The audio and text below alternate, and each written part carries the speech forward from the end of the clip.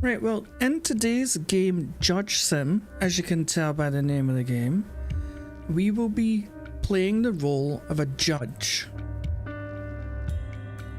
From what I've seen, this game's kind of like Papers, Please, and also like that medieval gatekeeper, and also Quarantine Zone, where you're basically given information about people and then there's certain rules that you need to follow, and then you obviously base your decision on those rules and what the person's done or haven't done, stuff like that. So it should be interesting. So let's just jump in, shall we, and see how we get on as a judge.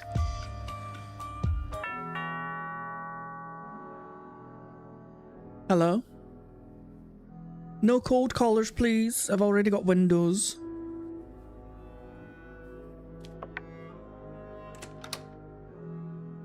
Okay.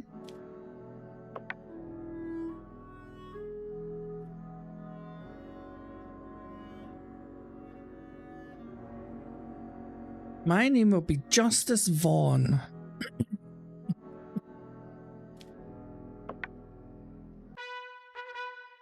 Dear Justice Vaughn, you were appointed as a judge.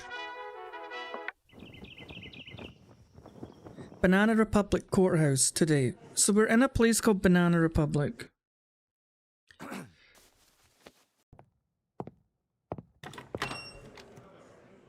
Hey Queen, thank you. Week 1, Case 1. Alright.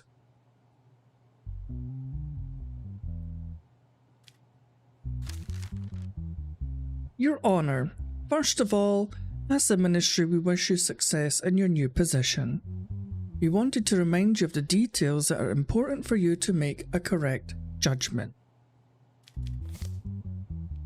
You can find the evidence in the evidence file.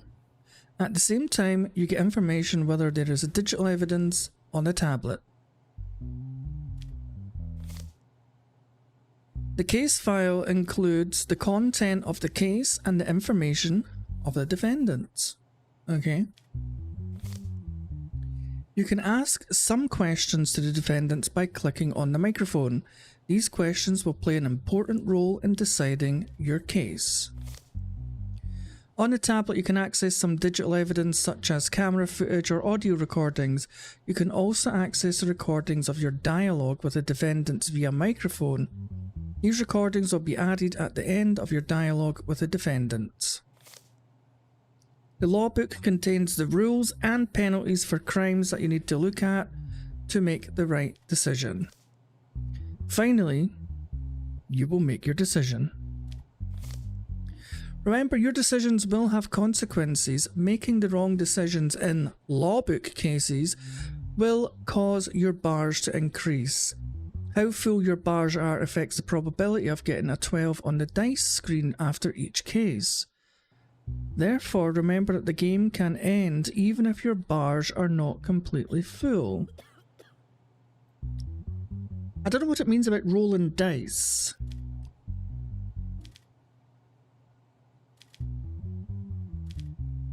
Okay, I may need to move my camera because it's blocking these symbols.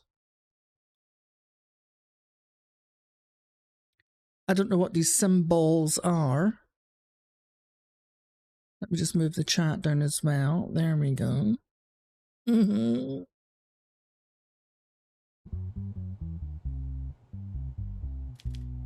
Right. So these are all the crimes, basically. Right.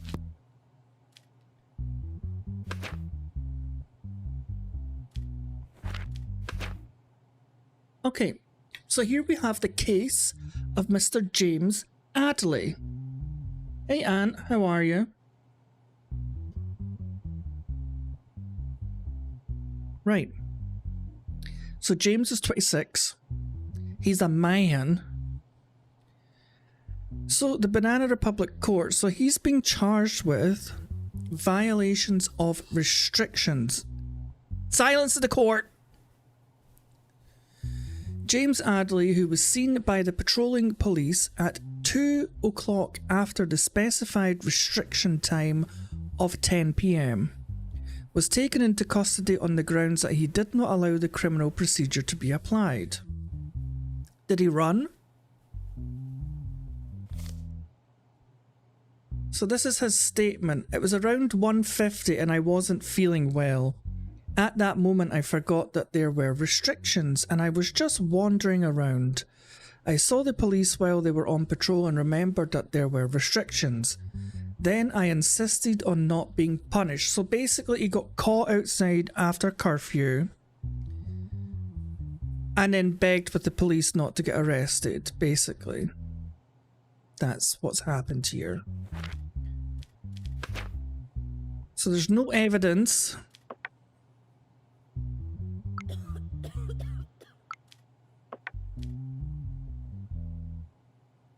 Right, let's ask him some questions, shall we? What is this money?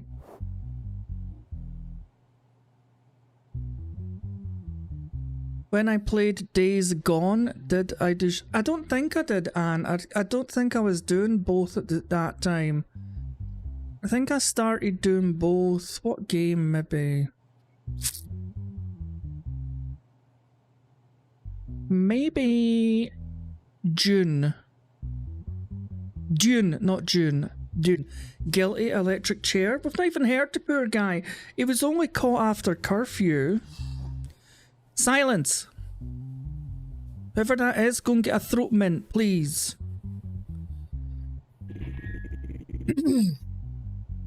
Why didn't you allow the police to write a fine?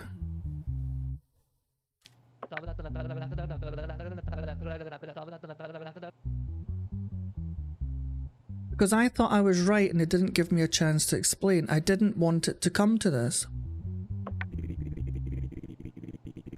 In your statement, you said you didn't feel well during the night.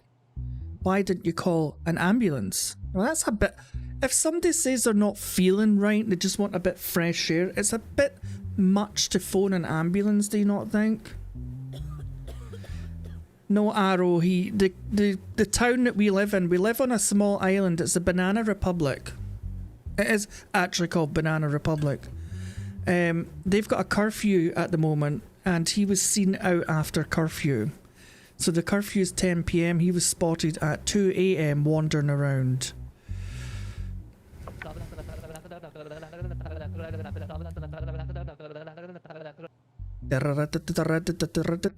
Okay, as I said, Your Honour, your first thing that came to my mind at that moment was to go out. And while I was doing it, I didn't think of the details.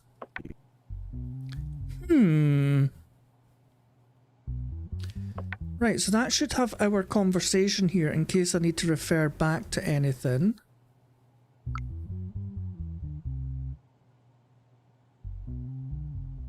Why on earth would I need a cat toy?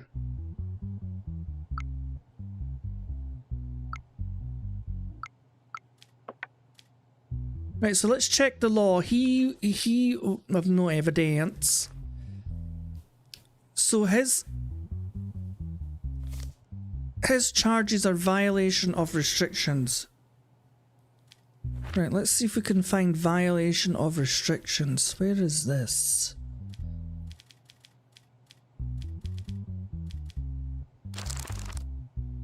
Homicide crimes. So for murder, you get 14 years.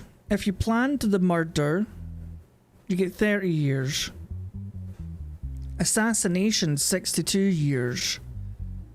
And if it was an accident, just 4 years. Wow.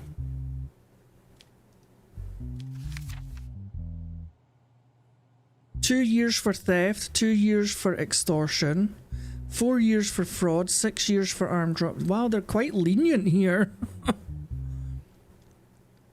So if you so you get 2 years for committing fraud, but if you insult somebody, you get 4 years. Wow. This really is a banana republic. Good lord.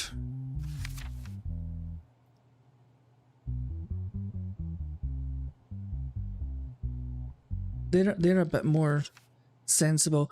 Right, violation of restrictions. This is what he's done. 6 months public service and $1,000 fine.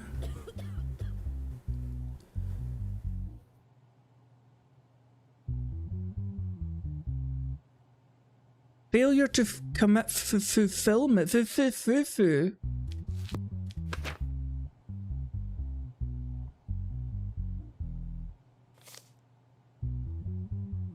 No, so I don't think he's had a failure to commitment.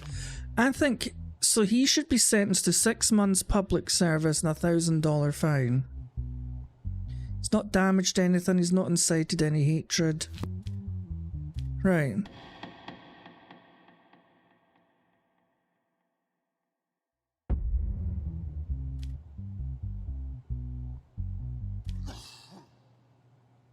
These people coughing need to get out of my courtroom. Right, he's guilty.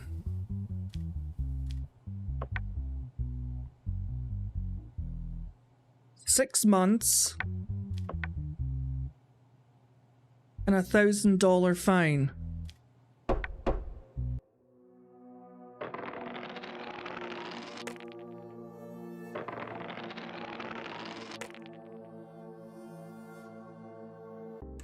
Wait a minute.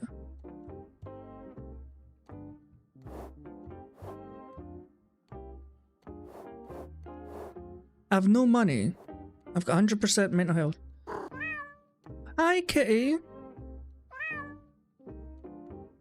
She looks like she wants to run and jump out the nearest window. He looks like he's going to get somebody pregnant at 15. And I don't know about her. Can I go outside? I've no money. I guess we'll just go to bed then. When do I get paid? Bill passed. Convicts with a criminal record will now be given increased penalties. See, these games, every time the day progresses, you get something else added on that you've got to pay attention to. So now we've got to look out for people that have already got a criminal record, because they'll be given increased penalties. Case 2. Okay, so we have Mr. Axel Brendan, sorry. 27. He was carrying drugs. A small amount of drugs were found on the person named Axel Brendan, who was subjected to an identity check by the police in the evening as a result of his body search. As a result of the identity scan, it was seen that the person had been tried and acquitted twice before on charges of possessing and carrying drugs. As a result of the subsequent investigations, no evidence was found that the person named Axel Brendan was involved in drug dealing. So here's his statement. I admit that I carry the substance, but I only use it in my own environment and when I am alone to calm my mind. So basically he smokes the marijuana. I have not harmed anyone and never will. I will not use this substance from now on. But he's got a criminal... He's not got a criminal record though, because he's been acquitted twice. They never charged him with anything. And there was no evidence found that he was involved in drug dealing. He's been acquitted twice. Let's have a look at... Where are drugs? Can it not just say drugs? Oh, there we go. Possession, carrying drugs. 10 months public service.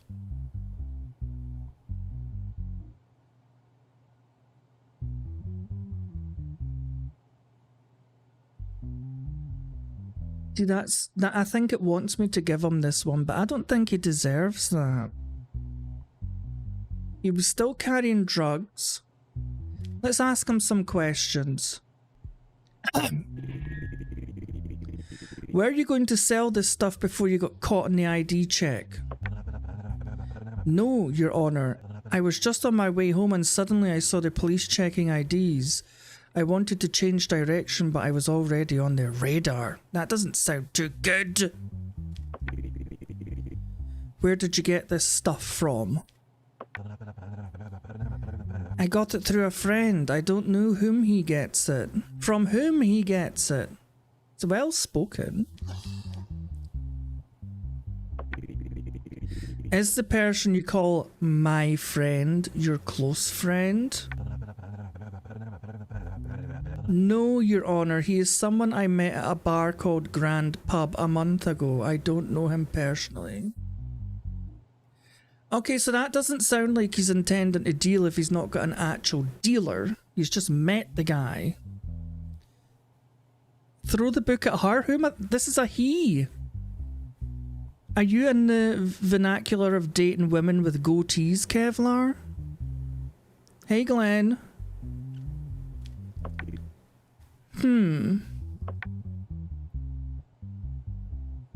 Is there any digital evidence? No. I just feel like giving him 10 months. 10 months public service, he can sweep the streets for 10 months. He was still carrying the drug.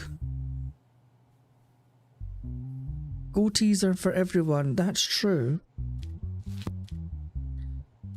I'm just going to give him 10 months. That's my decision, and I stick by it.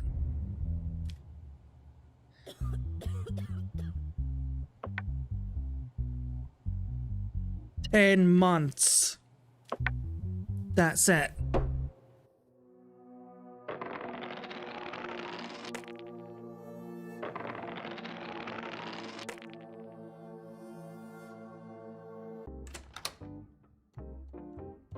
What does that say if the sum of the two dice gets to what?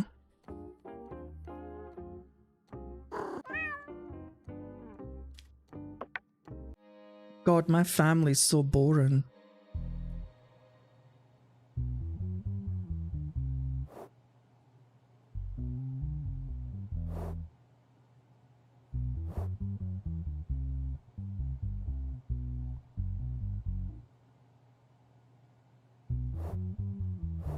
My mental health's fine, so this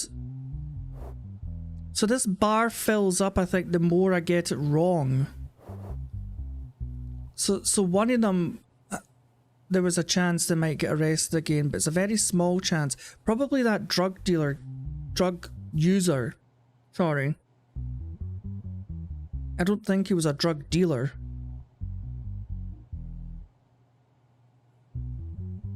Ugh. Right.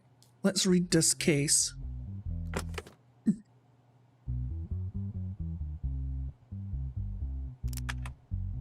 What is this?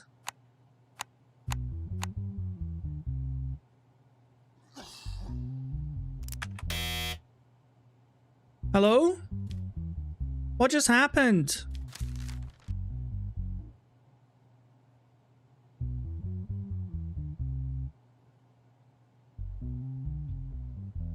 Oh my god, I just destroyed evidence!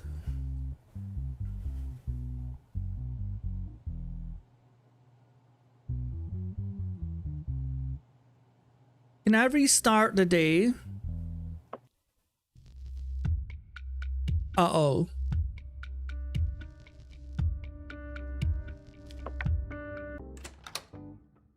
Phew. Okay.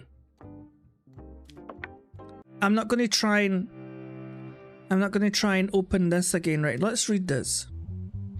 Your Honor, a lot of evidence is lost as a result of anarchist attacks on our state. In order to ensure the security of evidence in the cases, we will deliver the evidence to you in a device we call cryptex. Hey, Dread. We designed the passwords on this evidence so that only you can solve them, and remember, if you try to open it 3 times before the green light turns on, the cryptex will destroy the evidence. Silence. What green light?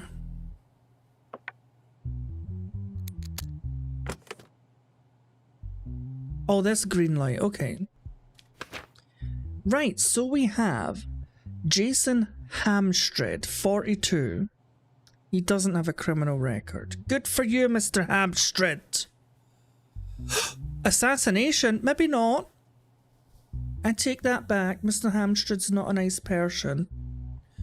During the night, Freddie Coles, CEO of Glenswick, was found dead in the trunk of his car during a routine patrol by the car park security.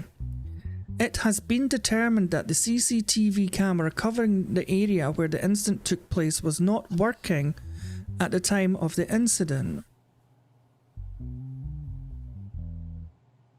Security guard Jason Hamstred, that's him, who was the only employee in the company at the time of the incident, became a suspect and was taken into custody by the police. On the evening of the incident, only 3 hours had passed since I started work. While I was doing my routine hourly patrol, I saw Mr. Cole's vehicle, but the open trunk of the vehicle caught my attention. When I approached the vehicle, I saw Mr. Cole's lifeless body in the trunk. What caught my attention about the body was that it had a red rose on it. Afterwards, I immediately notified the police.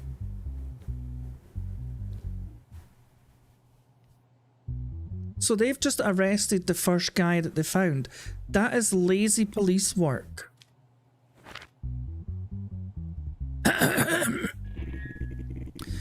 How do you think the killer entered the car park undetected without an ID card?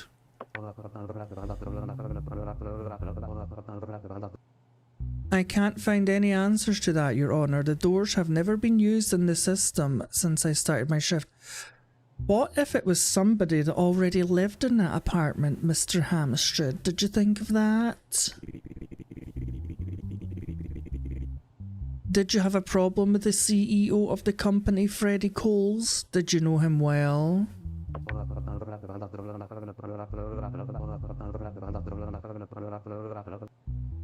Glenswick is a really big company.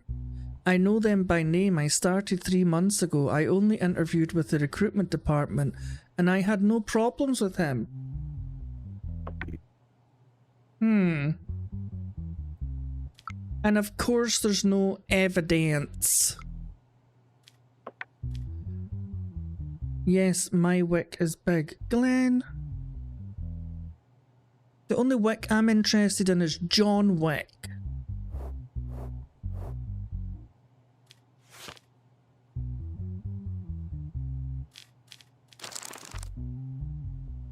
So technically he should get this. If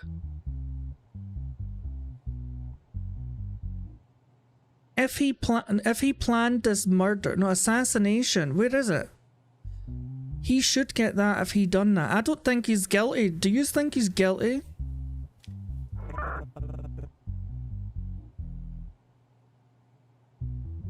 Why would I offer you a bribe?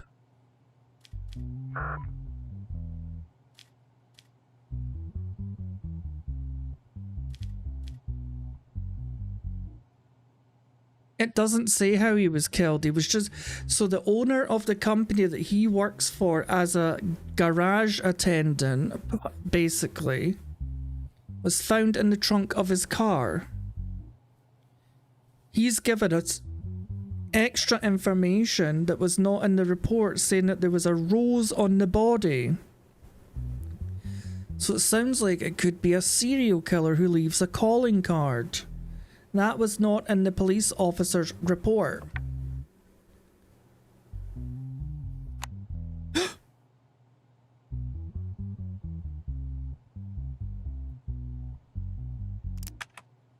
Damn it, when will it go red?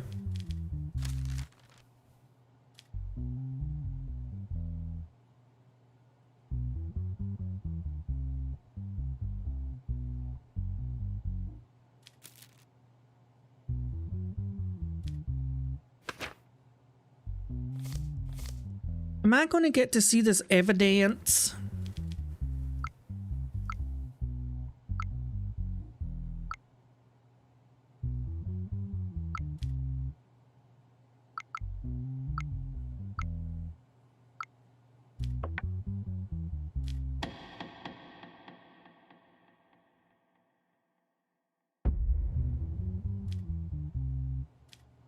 I think he's not guilty.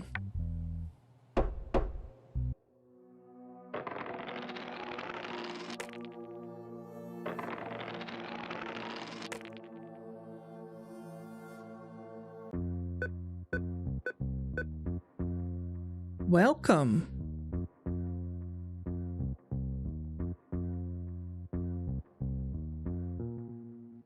Wow, I didn't realize this was a life simulator as well. Get paid $600, $300 to rent, $120 to shopping and $80 to bills. And out of that $600, we've got $100 left. Wow.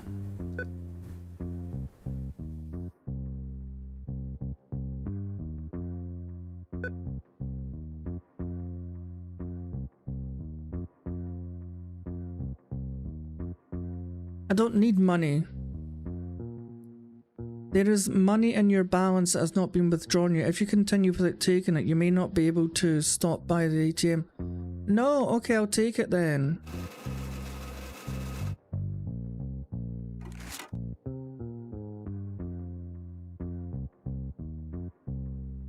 Okay.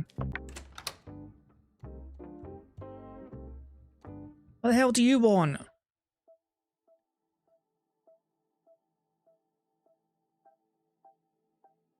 Your daughter asks you for $100 for her school fees. Do you accept?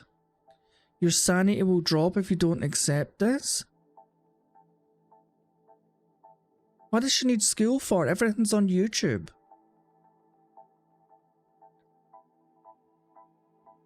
She's gonna take the last of my money.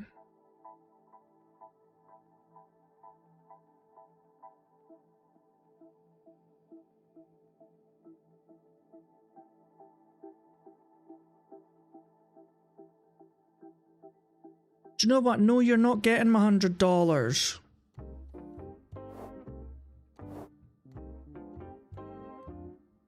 You can go on YouTube and learn stuff.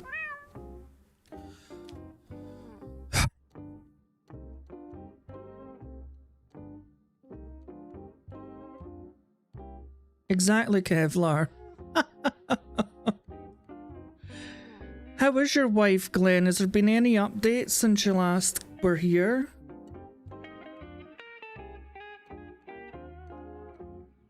Do you know what? I might go to the pub, you know that.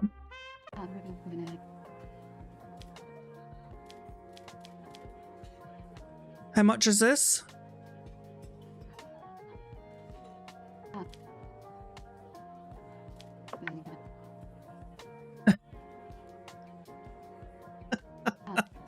So if I gave my daughter the $100, I would have had zero money. So I've dropped 25% mental health, but for $20, I can get 10% back. That's a bargain. I'm made out with like $80 extra. Thank you, darling. Nope, that's it. I'm just glad I'm out living my life. My family's stuck at home with nothing to do. And I've still got $80 left. See? That was worth it. They might discharge her tomorrow. Oh, that's good.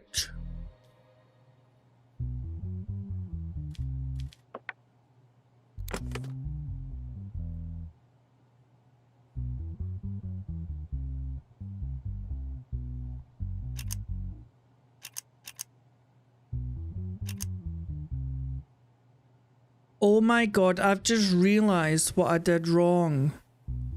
That last one, you only turn this once you've completed the puzzle. What an nincompoop.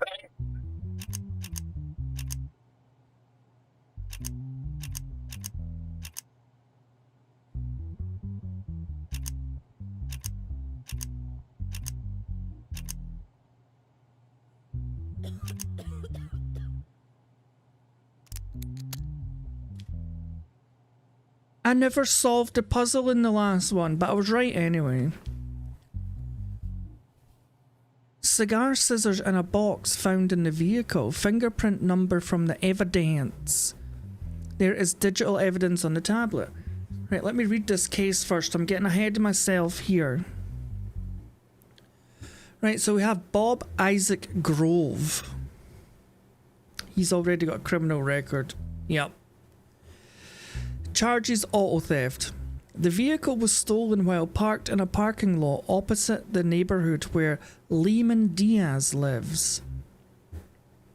Following a denunciation on the morning of the night the vehicle was thought to have been stolen, the license plate was traced. The vehicle was turned over the same morning, and as a result of the searches, a package containing cigar scissors was found in the vehicle. Apart from this, no additional findings were found. As a result of the identity check, the person inside the vehicle was determined to be Bob Isaac Grove, nicknamed Big, known as a former car thief. So Mr. Lemon Diaz says, we went to our summer house in Counting Village with my car for 2 days as a family over the weekend. At the end of the second day, I think I forgot to lock my car because I was tired from the road. There's a possibility that the person who stole it also took advantage of this. Probably Mr. Diaz. Here's what Mr. Big says. On the morning of the day the car was thought to have been stolen, a long-time friend of mine, Connell Glean, called me and said he had urgent business. He asked me to take his package to a place called Party Time. I thought it was urgent, so I went quickly to Connell Glean's house. Connell gave me a car key and a piece of paper with the address of the place I was to take the package. So I drove off with the car. Soon I got pulled over and found out the car was stolen. Upon this statement, Connell Glean was found at his home and brought to the police station for questioning. Connell Glean says, I do not accept any of the accusations against me. I don't know anything. Right. So, on the face value of things, it looks like he's maybe stolen the car and then used him as a patsy. 212-314. 212-316. So his fingerprint is not on the cigar cutter. So that's not his fingerprints. Let's have a look at the digital evidence. CCTV footage of the scene of the incident. No facial recognition. God damn.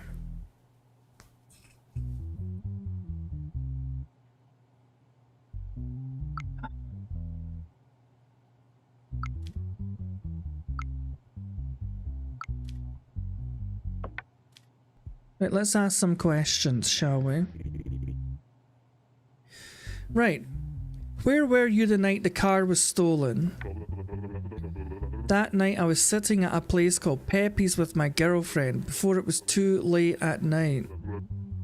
I dropped her off at her house and went to my home. I fell asleep shortly after. In the morning, I woke up to Connell's call. When was your last conversation with Connell Glean?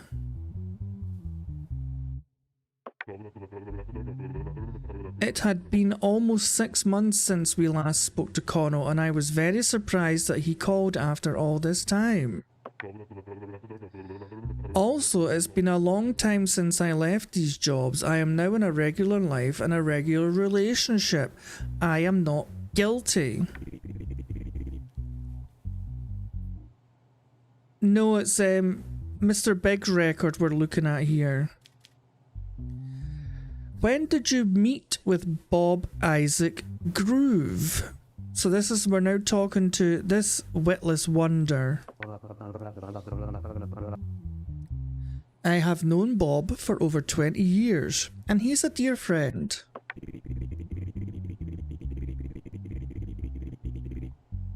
Mr. Groove says you gave him a stolen vehicle, delivered a package, and asked him to take it wherever he wanted. Is this true? happening. This has nothing to do with me. The last time I met Bob was 6 months ago. Bob has slandered me.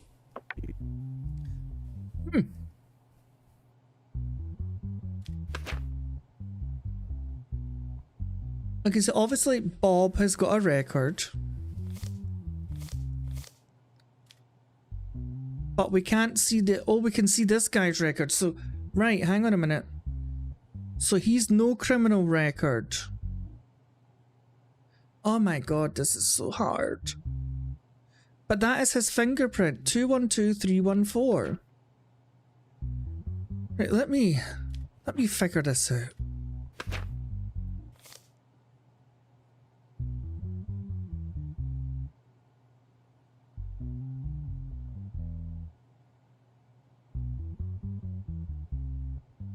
Right, so know that. Let's hear the statements again from Big Bob.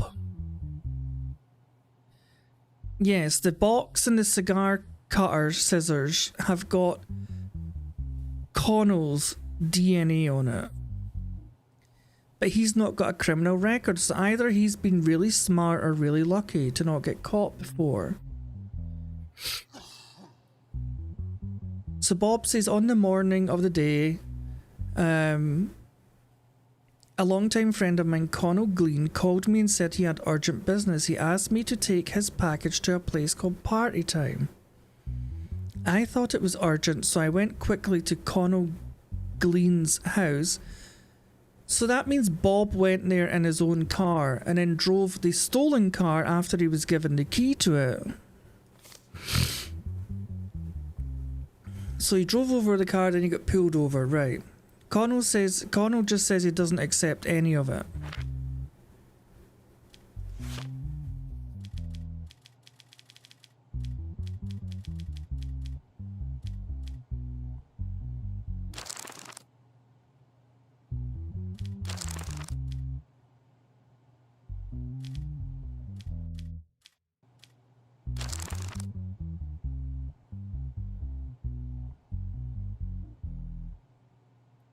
So who do we think's guilty, Bob or Connell?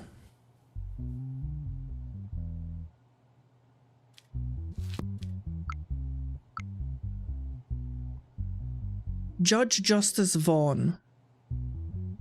I think Connell's guilty as well, you know that. The fact that Bob's got so many details saying he was at a place called Pepe's with his girlfriend, and the fact that Connell literally just said, I'm not accepting any of these charges. Well, his prints weren't in the car. They were on the package that he put in the car.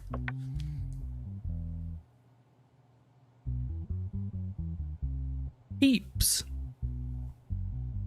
How do you know it's pronounced Peeps?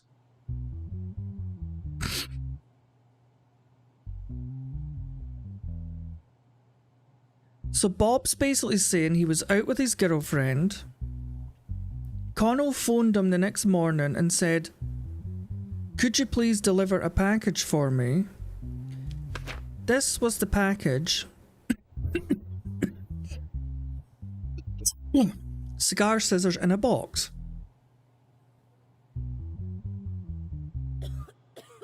Yes. So Connell, this definitely belonged to Connell, and this definitely ended up in the car. Bob says Connell asked him to deliver the parcel. Connell is saying he did no such thing. Yeah, I think so as well. I think he's guilty. Right. But he's only going to get 2 years. Connell's only going to get 2 years because he's not got a record.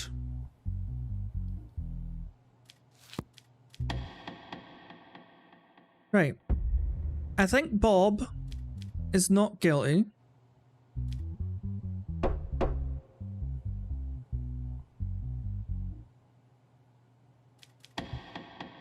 And I think Connell is guilty. Wait a minute, was it public service he gets or jail? Jail.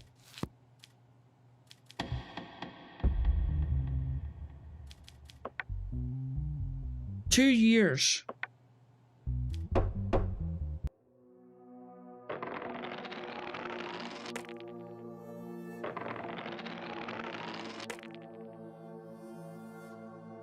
I still don't know what these dice mean, by the way.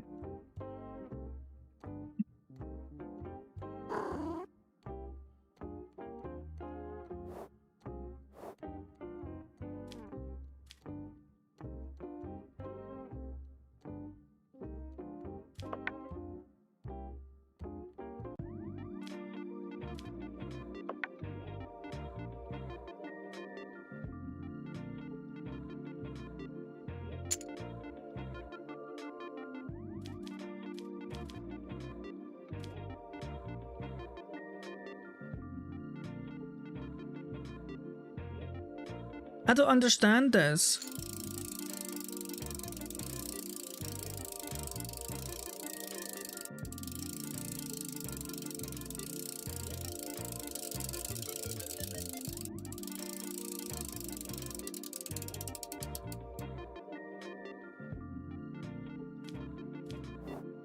Okay, I've had enough. This is why I never gamble, folks. I'll try a blackjack. Oh no, I don't know how to play this. I'm just betting $5.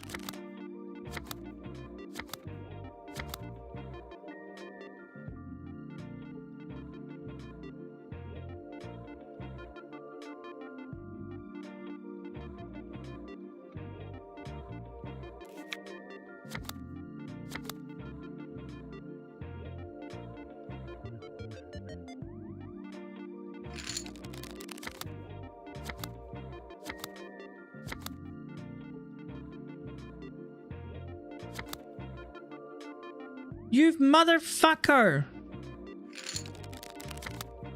Hey, Conga.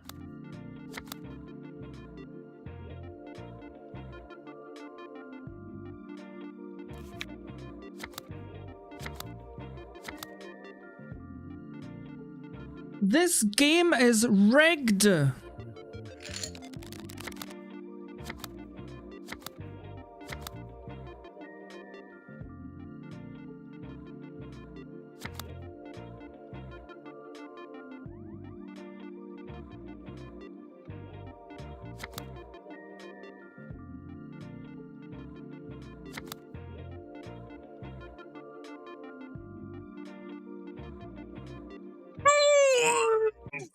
Go off!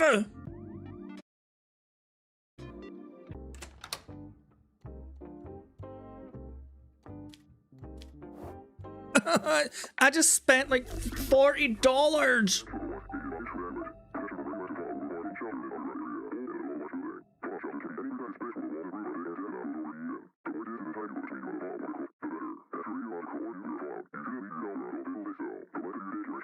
Talk about the house always wins. That was rigged. You know what? I should have the police investigate then.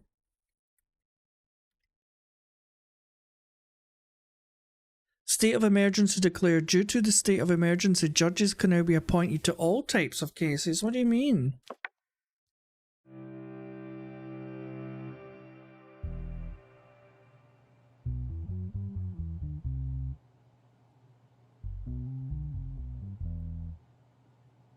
Oh my goodness, is this like Family Feud?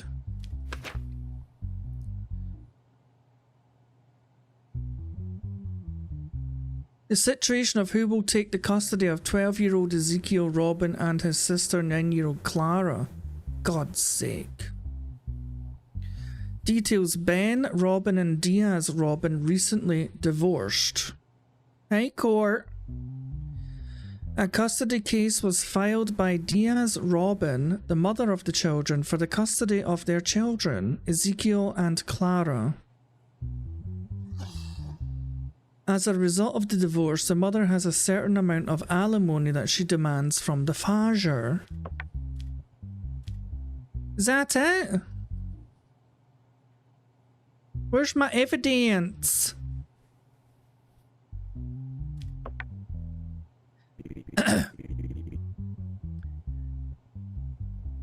Well, that's a nice thing to ask the kids, isn't it? Are you sad that your parents are getting divorced, Ezekiel?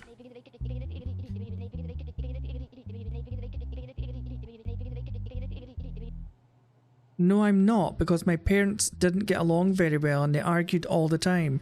My sister and I were very uncomfortable, and I couldn't stand the crying of my sister anymore. So do you want to live with your mum or your dad?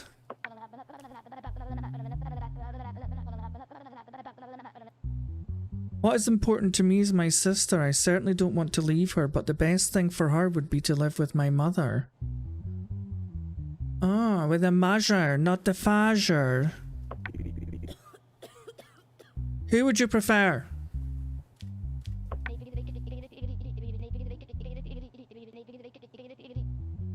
My mother is more important to me. I think with my mother will be better for me and my mother.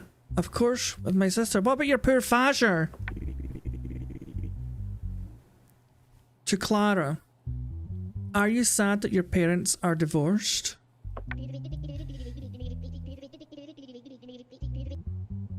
Yes, very much. Even though they fight, I can't live. I love them both very much, and I can't live without even one of them. Do you love your mum more or your father?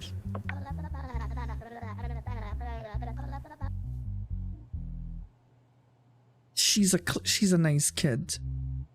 I love them both very much. I never wanted my parents to get divorced. That's why I feel so sad. If you had to choose, who would you choose? Your mother or your father?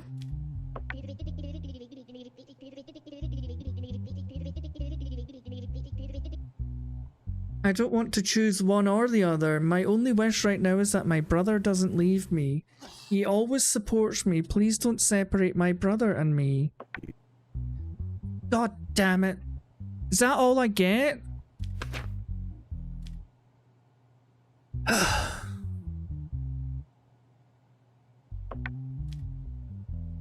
I can't because it covers these.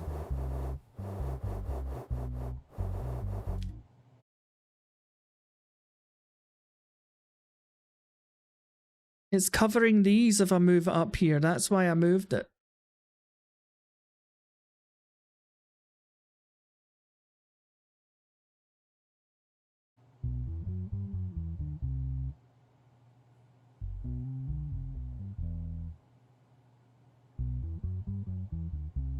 So Clara's been very PC. She loves both her parents equal amounts. She's not got a favourite.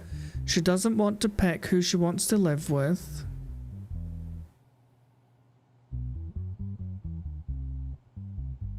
Ezekiel.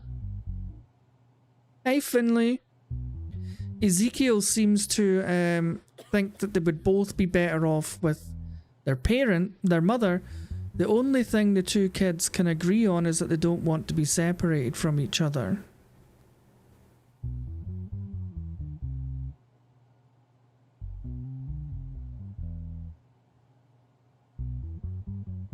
Also, Court, what did you mean top center? I don't know what you mean. Top center would be like where these lights are.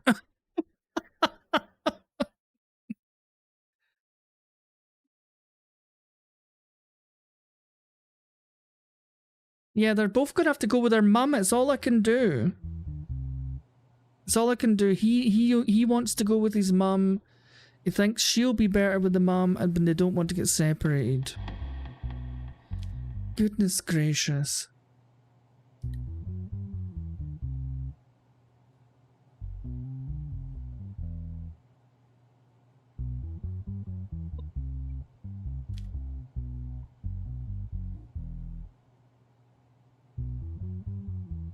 What do you mean, Court?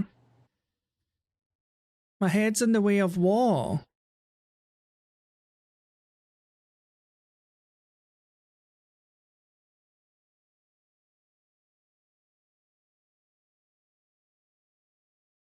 I do not comprehend what you're trying to say to me.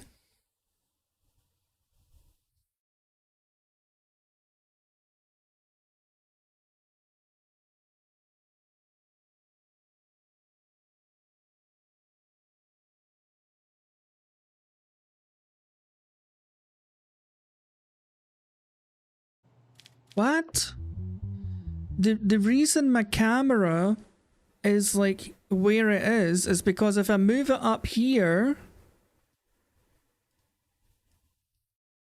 it blocks these little things.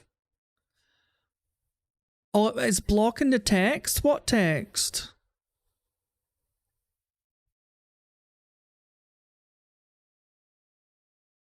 Was it blocking the text coming up when we were talking? Do you know what? When the girl testified, do you know what? I'll go down here. That's going to be stupid here. What about if I go there? That should work, right? That'll do. But you know what? You can only see them when I hover over them anyway. Yeah, that's just stupid. I'll go here. You don't need to see those symbols anyway. Just all we need to know is if those bars fill up, I'm screwed. I'm screwed.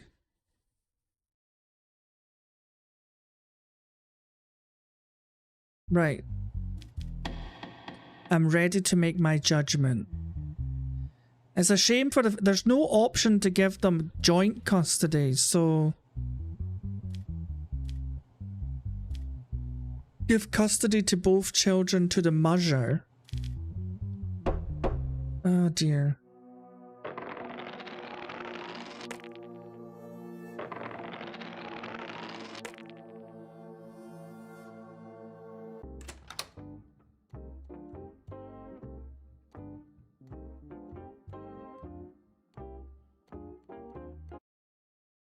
Glenn, do you know how stupid that would be to put myself here?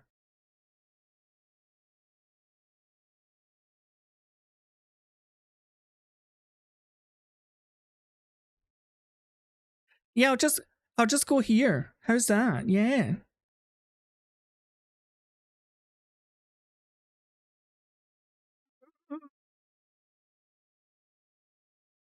We'll be the judges of that. Hush! Or I'll send you off to Azkaban.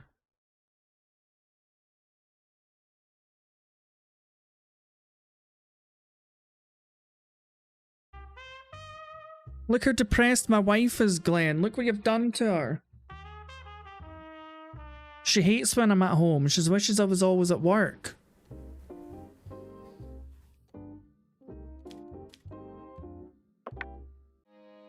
Geez, that was a tough day. I didn't think I'd have to be dealing with custody battles. You're playing Hogwarts? I completed that game Court on hard mode. I feel very proud of myself. It's the only game I've completed on hard mode.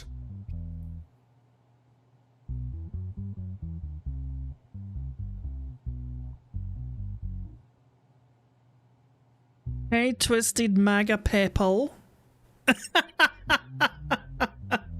Thank you, Twisted. Did I say that right? Twisted MAGA people.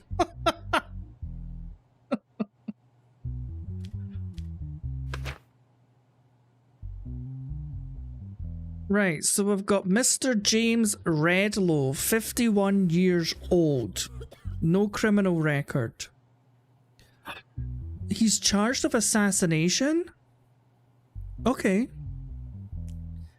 In the morning, a person named Amanda Selvia, who was jogging in a forested area near the highway, came across the lifeless body of a person named Francis Crims while jogging. It has been determined that the CCTV camera covering the area where the incident took place, of course it was broke. Of course it was broke. According to the autopsy report, it was understood that he died as a result of prolonged asphyxiation without any signs of impact on his body. Right, so if he had no impact signs on his body, that means he couldn't have been strangled. According to the allegations, the last person the deceased was in contact with was James Redlow. These police are really sloppy, by the way. They just go for anybody. A member of the board of directors of Karen and Wells. Right, here's what Mr. Redlow has to say for himself. That night we left the company together. We went to the bar called Lou's Drop with his vehicle. After staying there for about 1 hour, he dropped me off at my home. I don't know what he did after that or where he went. Francis and I were good friends. While sitting at the bar, I saw him troubled, but no matter how much I insisted, he did not say anything. He just said that there was something wrong in his life these days, and no matter what he did, he couldn't change things. That's all I can say. I'm so sorry for the loss of a close friend.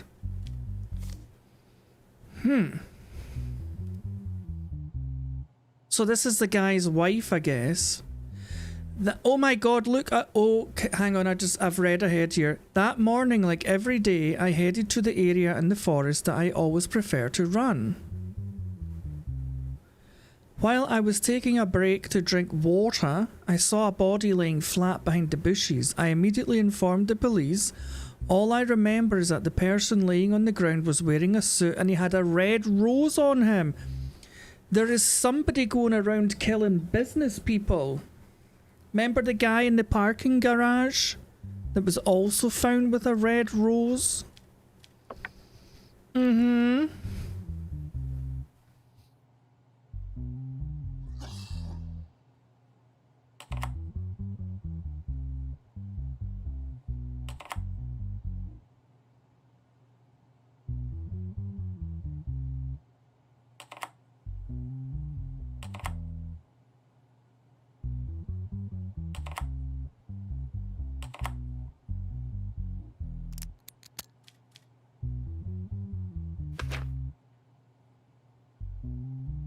Rope found near the body and used to kill Francis Crims. The red rose found on the body. Okay. Let's ask some questions here, shall we?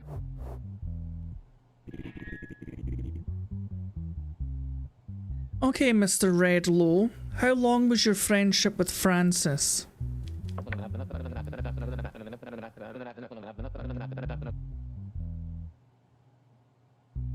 We have been working in the same company for about 4 years, but we have had a close friendship for the last 2 years.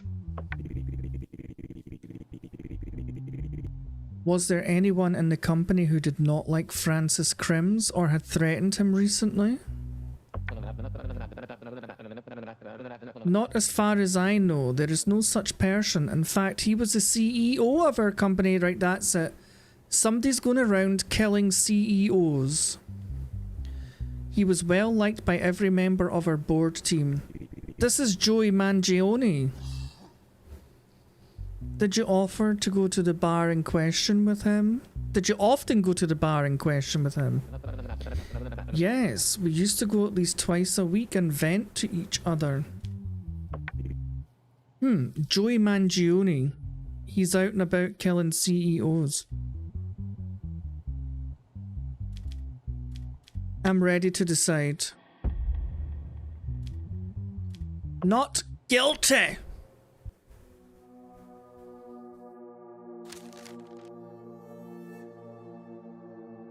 As a result of the decisions you made in the cases, we decided to raise your salary. Yay! This week I will earn $700.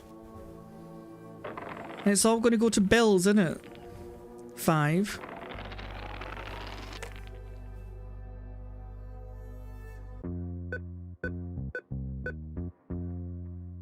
Now my daughter can afford to go. Listen.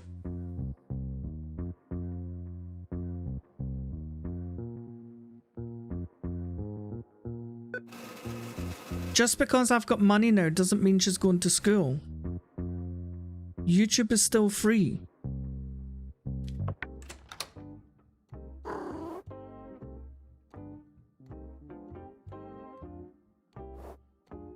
I'm going back to the pub to get the rest of my sanity back.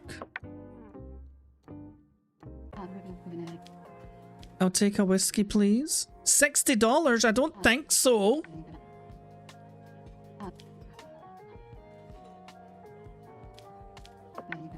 These have went up in price. You, madam, daylight robbery, you can go and fuck yourself.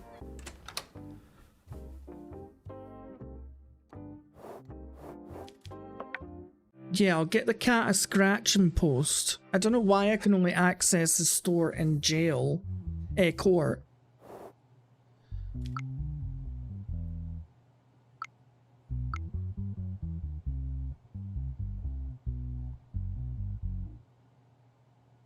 How do I buy it?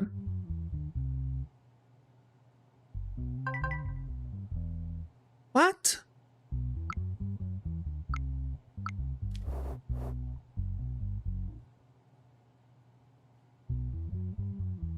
How have I? No. Something happened there.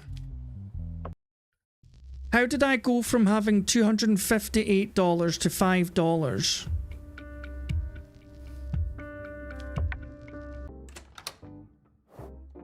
Did I buy like 50 cat scratchers?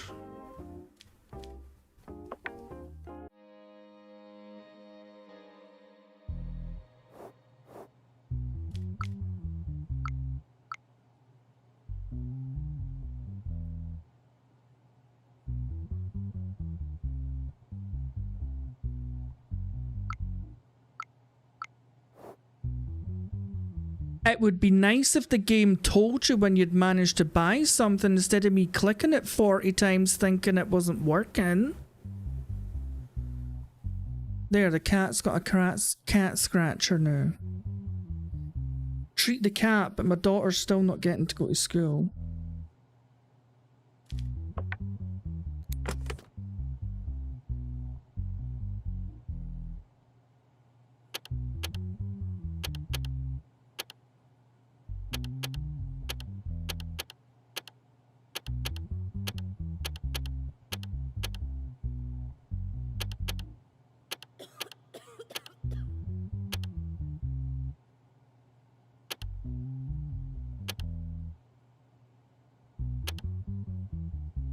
Oh my god, did you see the pure luck there? Right, let's read the case file. So we have Mr. Eldon Duncan here, who's a previous criminal.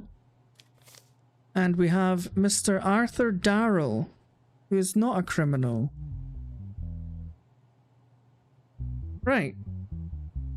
Malicious wounding and threat. This is what has been accused. So, the incident occurred in the evening at the home of Eldon Duncan. So that's this miserable looking sod. The person named Arthur Darrow who caused the injury fled immediately after the incident. An arrest warrant has been issued for Arthur Darrow as a result of the report of the person named Eldon Duncan. Well, he's here in court. In the search initiated by the police as a result of the tip-off, it was determined that Arthur Darrow was hiding in his sister's house and was captured by the police in the evening and brought to the police station for questioning. So here's a statement from Mr. Duncan. A month ago, I borrowed some money from Arthur Darrow. He kept calling me and telling me that my debt was doubled and increasing day by day. I told him many times that I had not yet received payment from my workplace and that I would pay my debt when I received it. Despite this, he never stopped calling and harassing me, and after a while he started following me home. Hey, Lenora. Okay. Although I reported this situation to the police many times, I did not receive a positive response. As I finally left my workplace and arrived at my house, I saw Arthur Darrow behind me. I noticed that he was holding a knife in his hand. He pointed the knife at me and asked me to be quiet and go to my apartment with him. I couldn't react because I was afraid. Then we went to my apartment. After entering the house, he started rummaging through my house looking for money. When he couldn't find money, he stabbed me in the leg. Then he quickly fled the apartment. Then I took my cell phone and asked for help from the police. Interesting. Yet he's the one with the criminal record.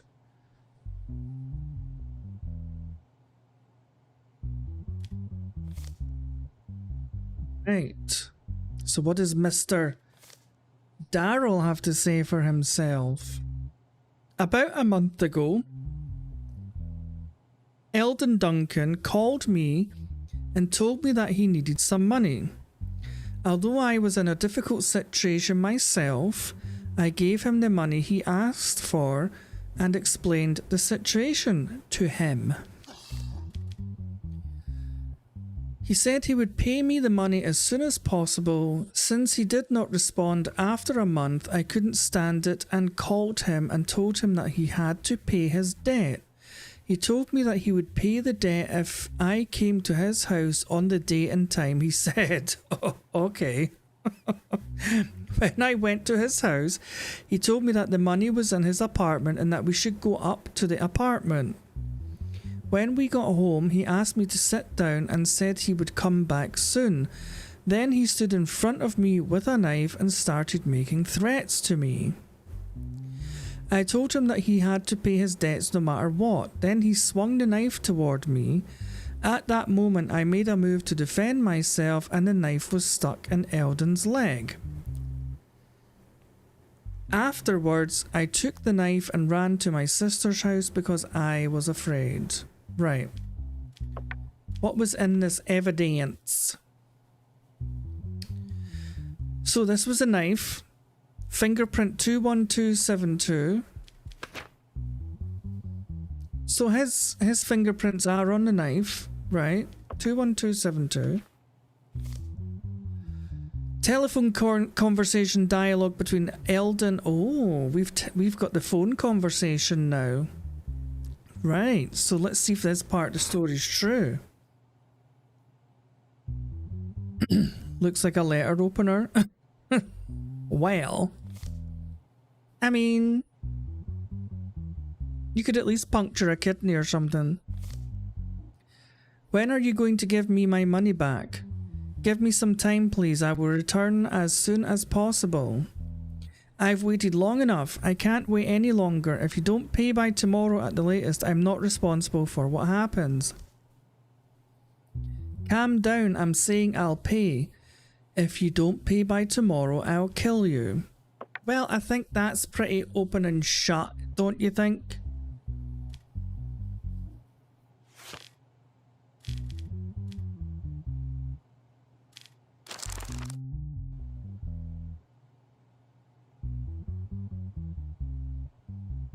So he's not murdered anybody. There's nothing in here for attempted murder. Yes, so it would maybe be physical harm. What was it? Physical assault.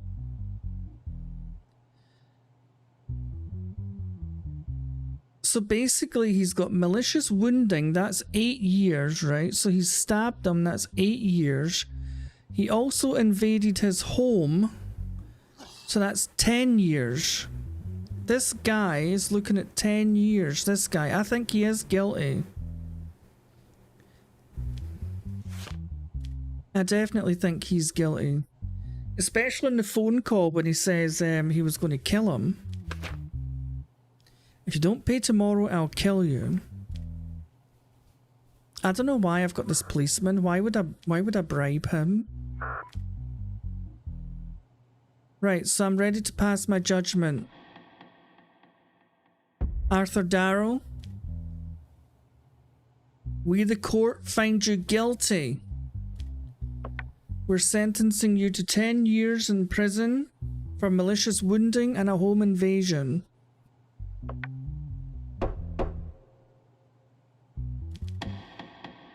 Mr. Duncan?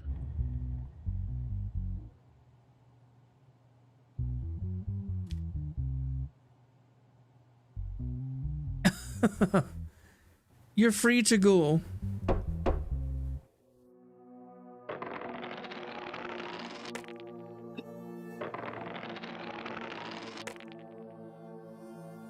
Oh, it's okay. It's if both... I get it. I thought if both sets added up to 12, I'd lost. But it's if both dice add up to 12, I've completely failed. Oh, look. Are you telling me, Kitty, I just wasted $50? You're not even going to play on that? No? I can see her getting dumber by the minute. She's not even on YouTube.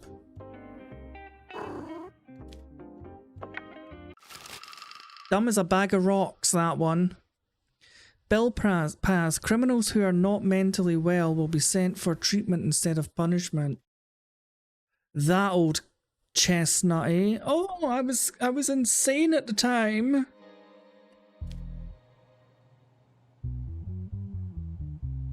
I did not know for what I did.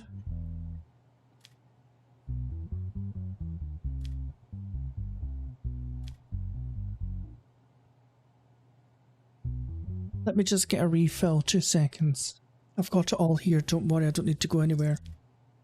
I'm prepared.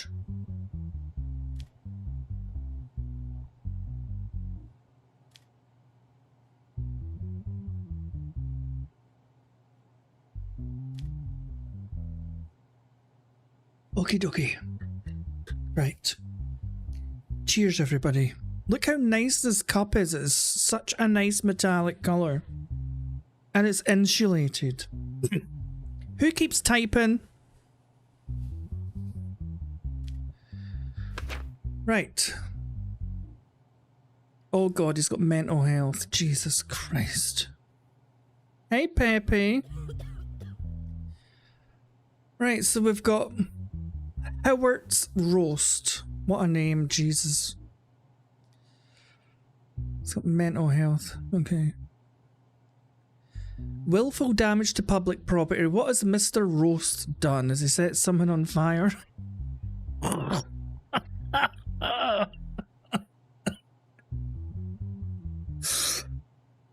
Yeah. Okay.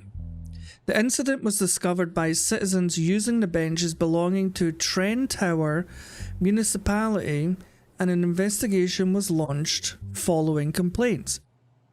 The CCTV footage was examined in detail and the person involved was identified as Howard's Roast.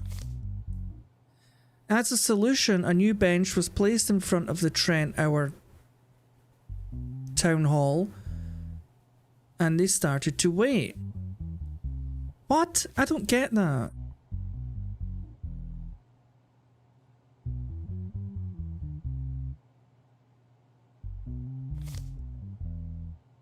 Mr. Roast sat down on a bench at noon and took a sharp object out of his pocket. He was detained by police officers at the same time. So here's just, I don't get what's happening here.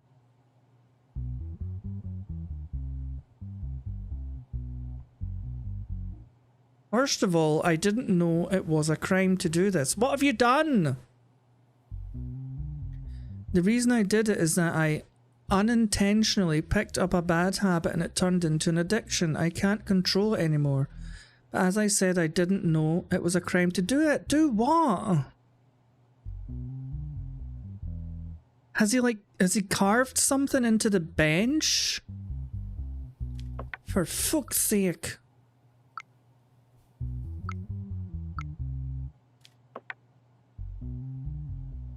What does my magic briefcase tell me? He's a compulsive whittler.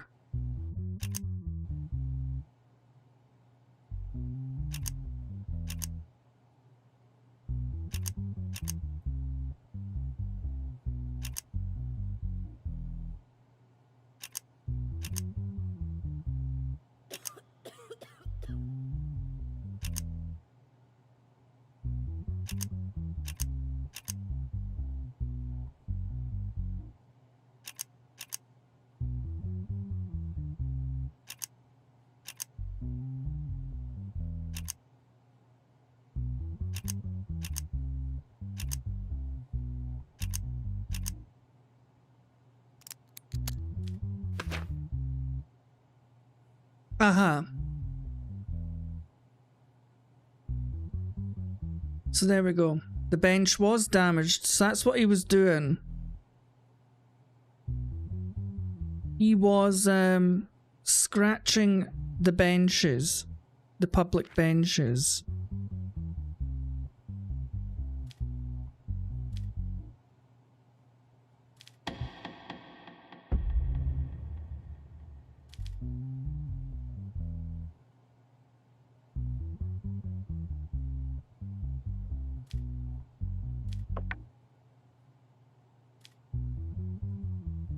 We've got to send him away for this because he's got mental health issues.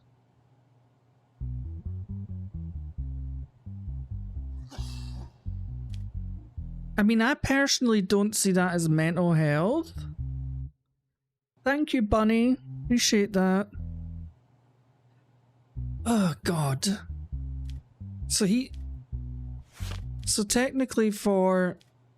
What would he have here? Crimes against the state. No, corruption, treason, terrorism. Cyber crimes. Public prosecution offences. Willful damage to public property. So he should technically get 12 months public service.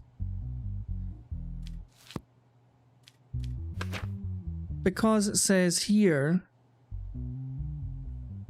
he does have mental health problems. Oh, good lord. Okay.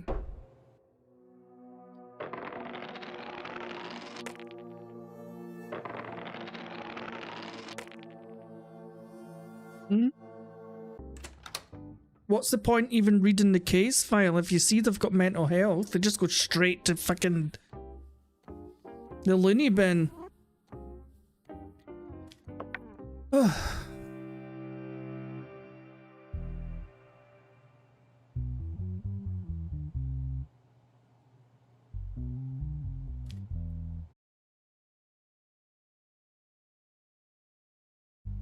Okay.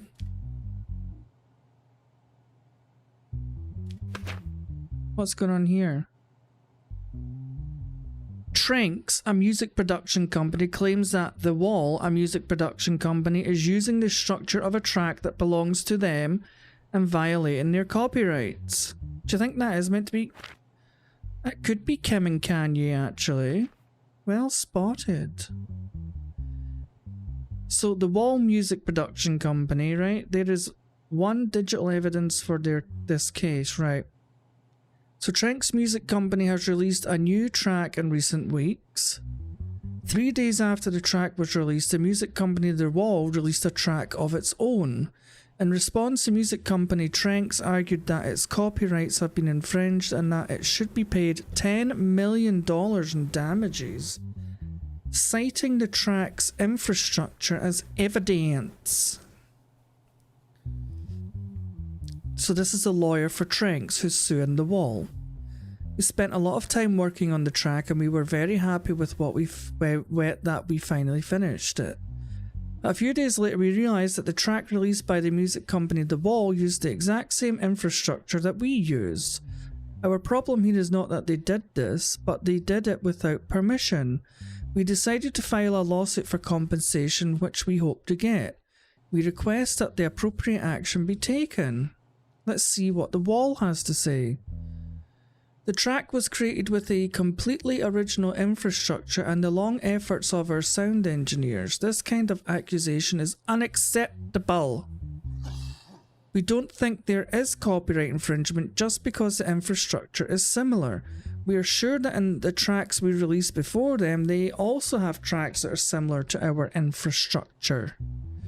We do not want to be victimized by the situation and we request that the necessary action be taken. Okay, so both are saying that they're innocent.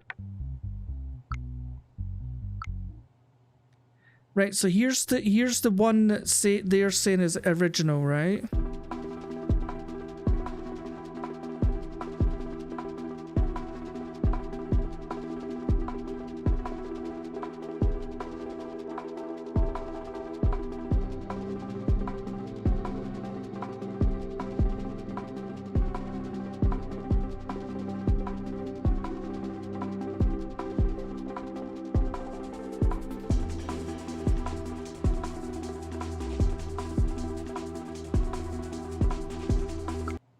Right, here's the one they said was copied.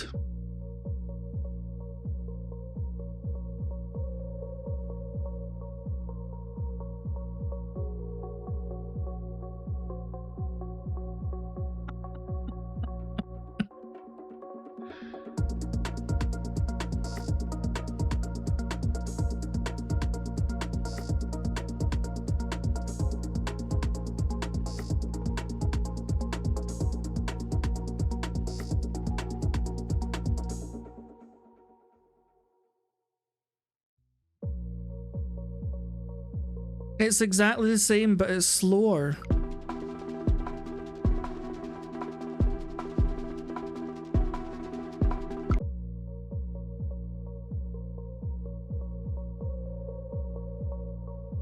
Yeah, but Court, it's the exact same. They've just slowed it down and changed the instrument.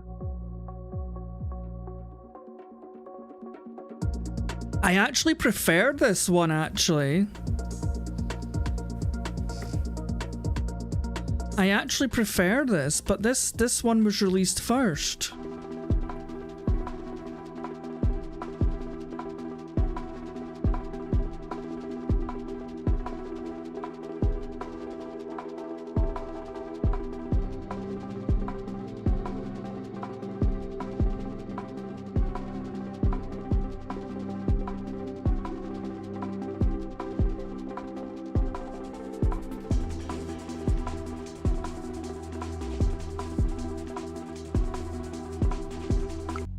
Well, yes, if a music company produces a song and releases it, then it becomes their intellectual property.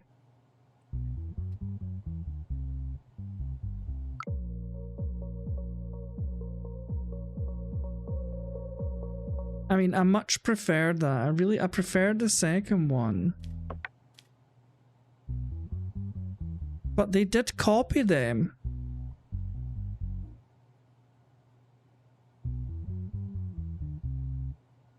I can't even ask them questions.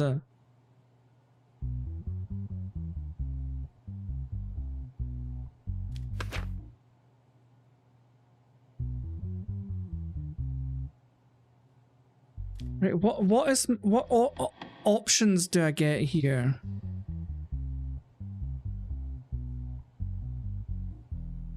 Oh God. $10 billion is a lot of money. That could bankrupt this little company.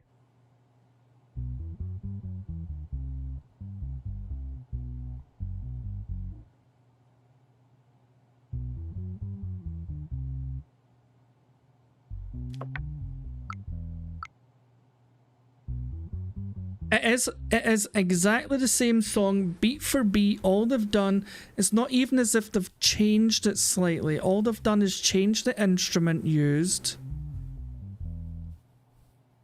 And they've made it slower. It is beat for beat.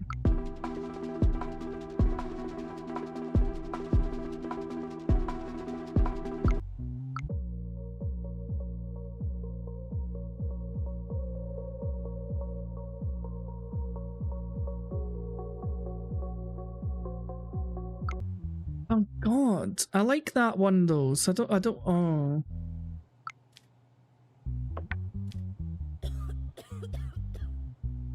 Silence in my courtroom.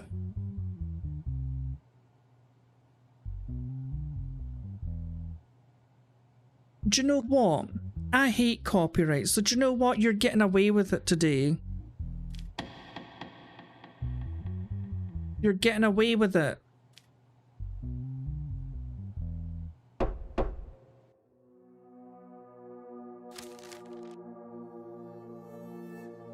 Oh yes, I'm in the money.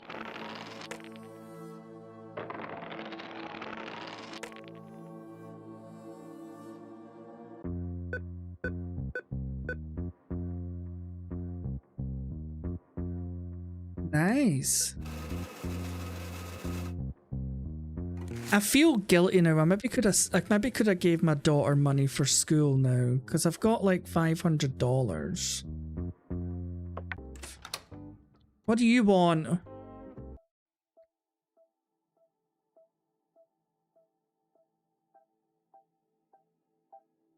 Your son says his clothes are getting old. He wants 300 bucks. That would be my entire wage. Okay.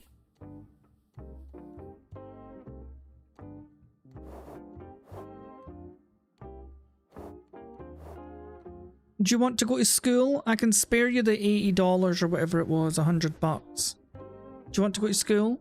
No? Oh well. I asked her.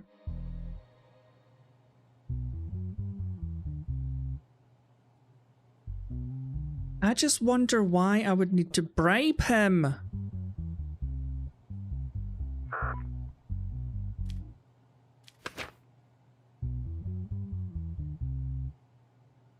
Okay.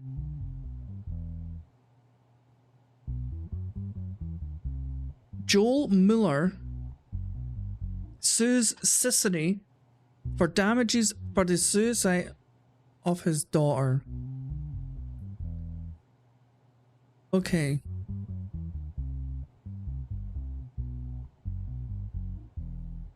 Exactly, Kevlar, exactly.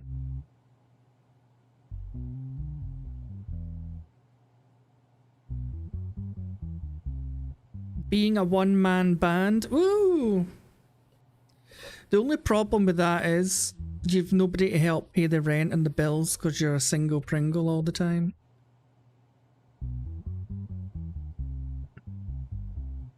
Right.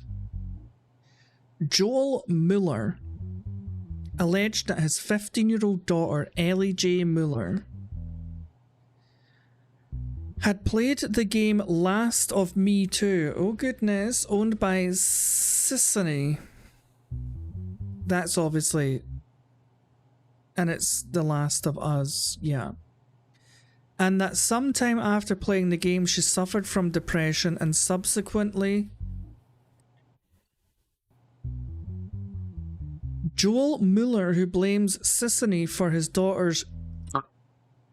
seeks damages in the amount of 10 million for the pain and suffering he has suffered. So it does say that his daughter did have major depression. But was it really the game? In addition, the plaintiff Joel Mueller requests that the game be removed from sale. Reese Burke, one of the company's lawyers, is representing Sissany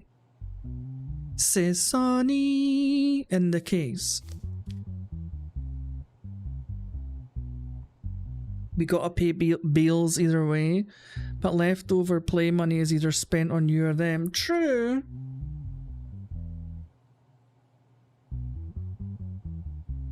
I guess it all evens out in the grand scheme of things, doesn't it? So after playing this game, my daughter shut herself in her room. She never spoke to us. She hardly ate or slept. She was exhibiting behaviours she would never normally do. So we took her to the hospital and she was diagnosed with major depression.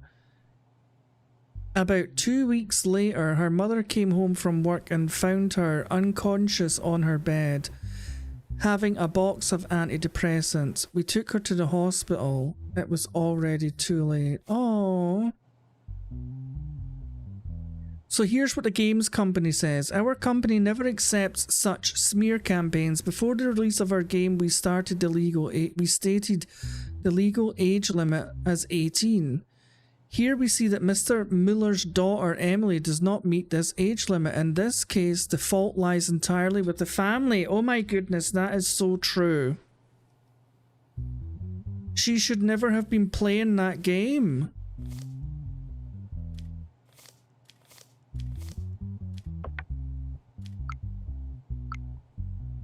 That is very true. Although unfortunately he has lost his daughter, he looks like a right cunt though, doesn't he?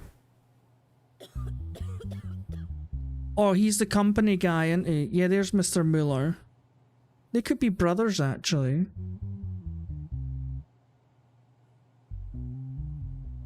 Oh dear. I think this lawyer's right.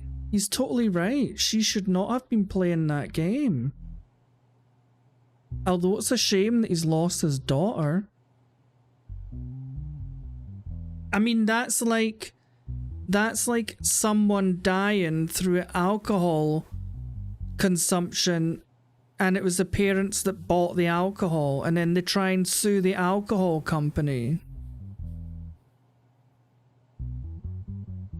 Or like someone dies in a car crash and they shouldn't have been driving the car, so then the parents sue the car company when it was you that let them in the car to drive it. Yep. As sad as it is, Mr. Mueller, you should not have allowed your daughter to play this game.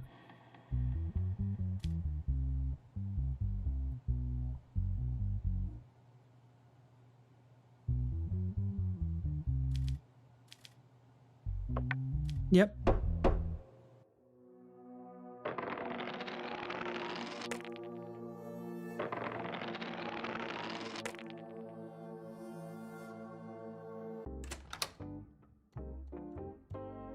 Yep, there's my miserable family again. Oh, I never clicked Glenn. With those ones you can't. The last couple I couldn't ask questions. Right, off to bed then. Members of the Sicilia cartel were caught smuggling drugs across the border. Okay. Week 4, case 2. Oh my goodness.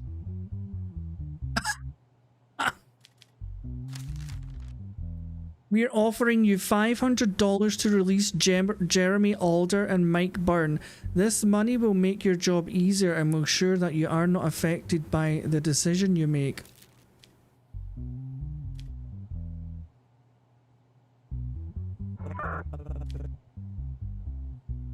Oh my. That's a lot of money. Oh, he's got mental health. Oh, good lord. He's got mental health as well. It doesn't matter what their crimes are. I've just got to send them away to get help.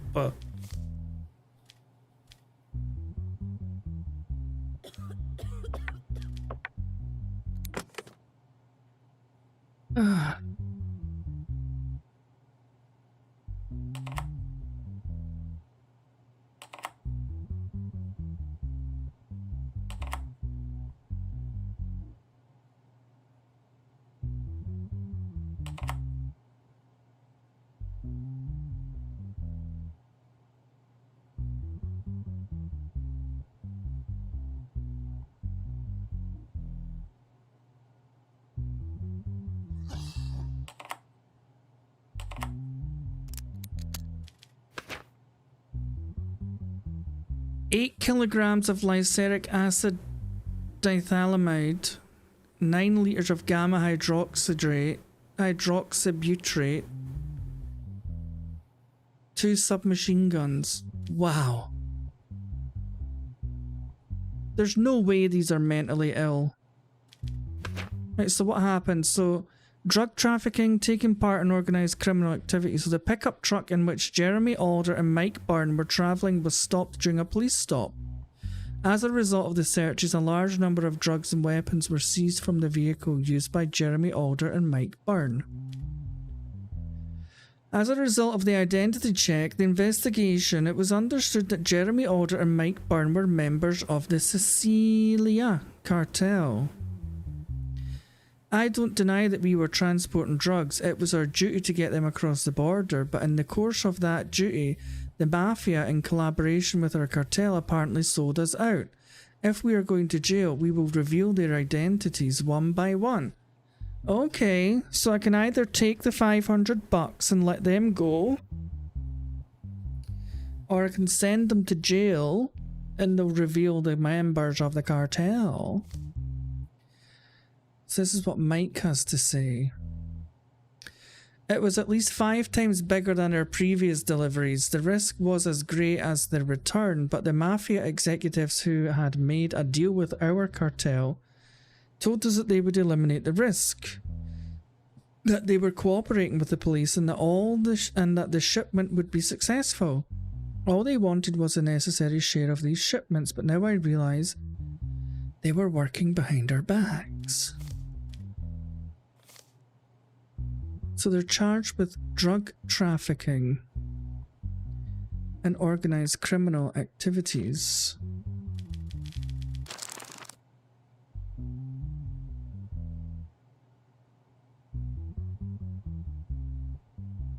Is that all they get? 18 months public service?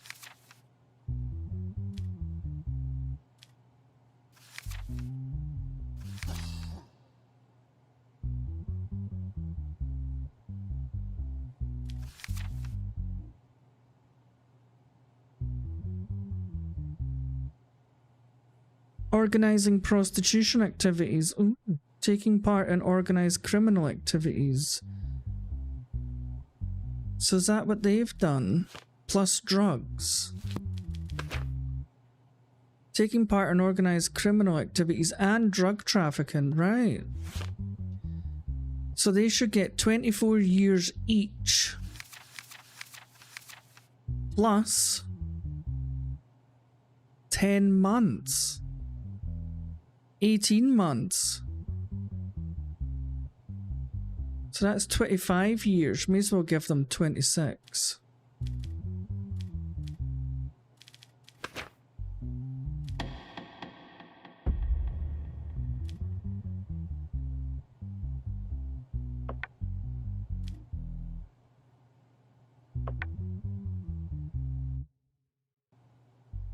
Okay, I'll give you 25 years. $5,000 fine.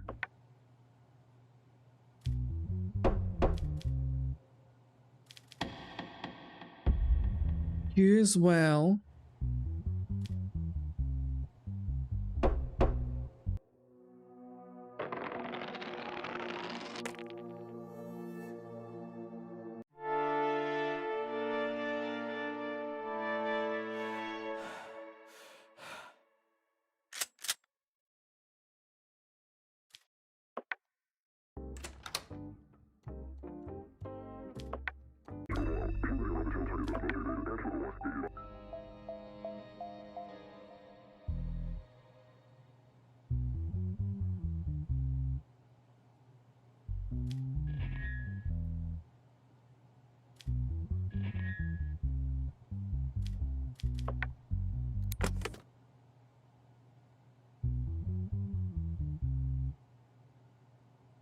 Well, I mean, I already know what's in there.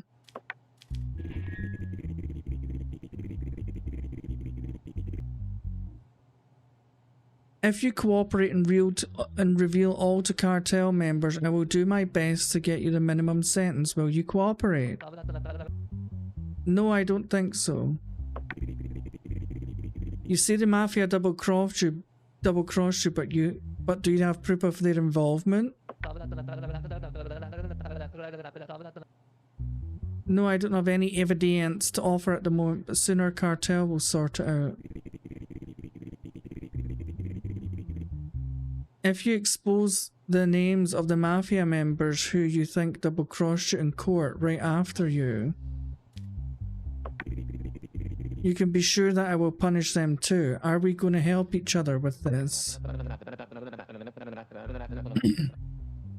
We don't trust your judgment or your help. We don't need anyone. Our cartel will sort this out.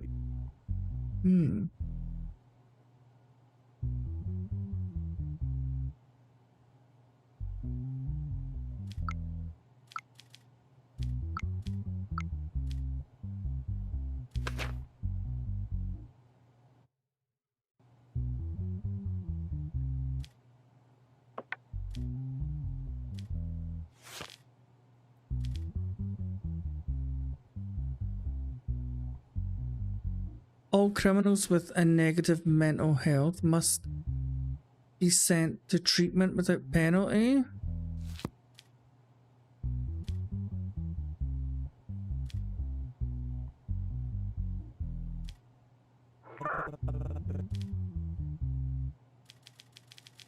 I don't get this. They should be sent to treatment, yeah, but I'm almost tempted to just take the $500.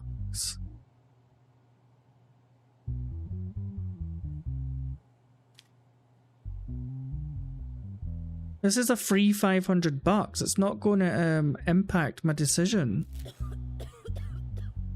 So I just have to bribe him to let them go? Let's try it.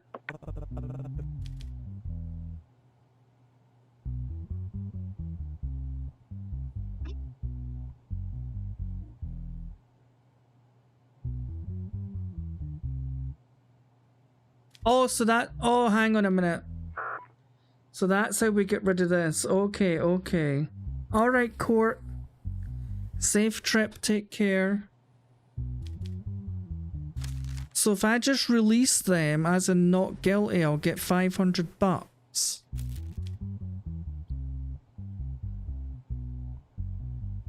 What should I do? Should I take the $500 or do I just send them off to mental facility?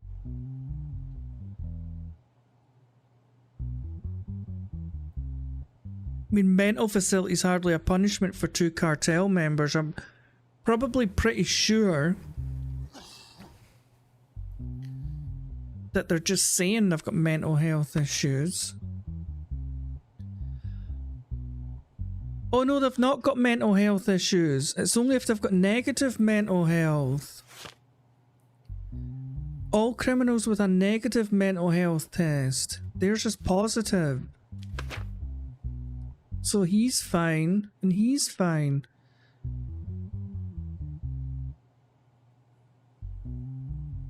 I know, but I don't know if it's because I got the sentencing wrong. So basically they've got taken part in organised crime. They've already got a criminal record, so...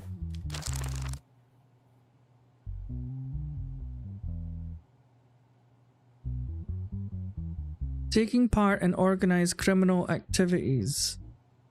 24 years. Should I just try the 24? Because the last time I did 25. Because they also were drug trafficking.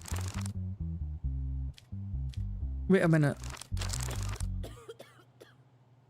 That's actual traffic offences. What about... Oh, hang on, I got it wrong. Hang on a minute. This is why. We need to add all this up. So they get 24 years plus $750,000. That's 24. Oh my god.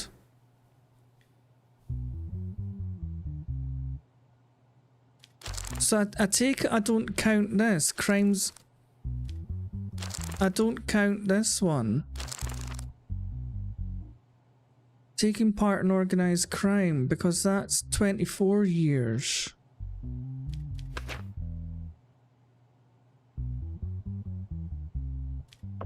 Wait a minute, I need to add all this up. So that's 24, right? 24.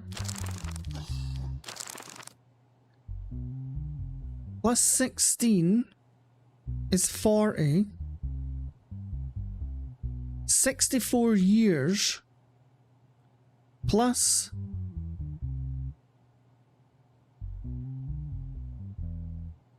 1.15 million they've got to pay. Because they've got a criminal record already.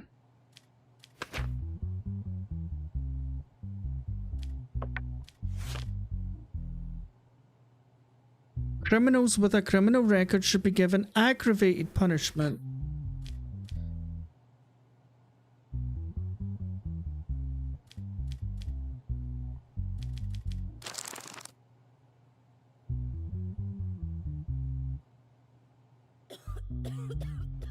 So there's 40 years just for these two.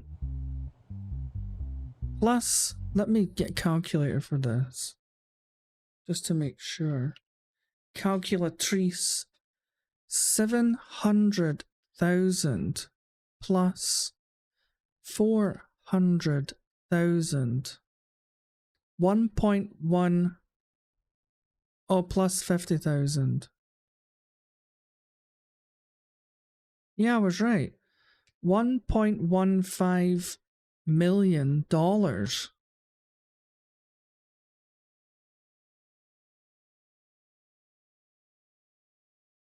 Yeah, they get it. They get it each.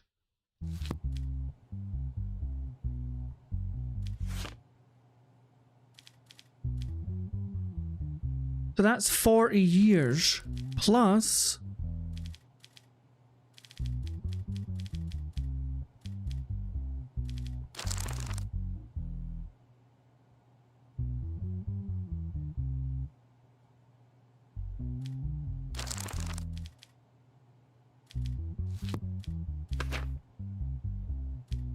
Organized criminal activities.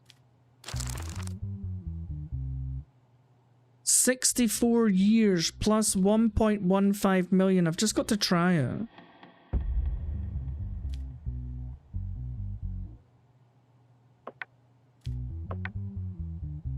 $64 years.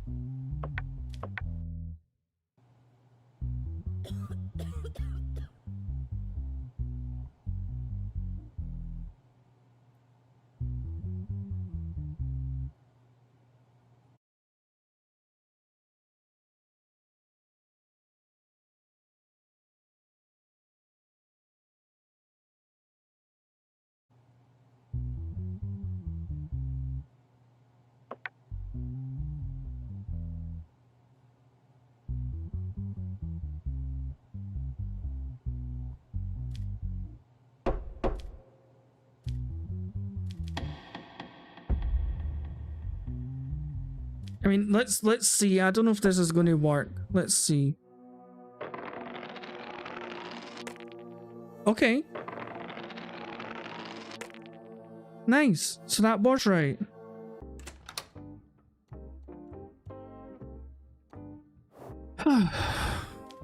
Okay.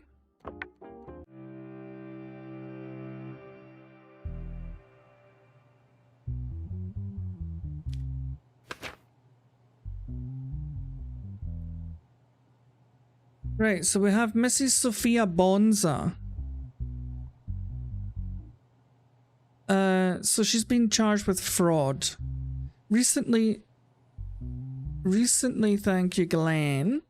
Recently, Dennis Ayansenetic,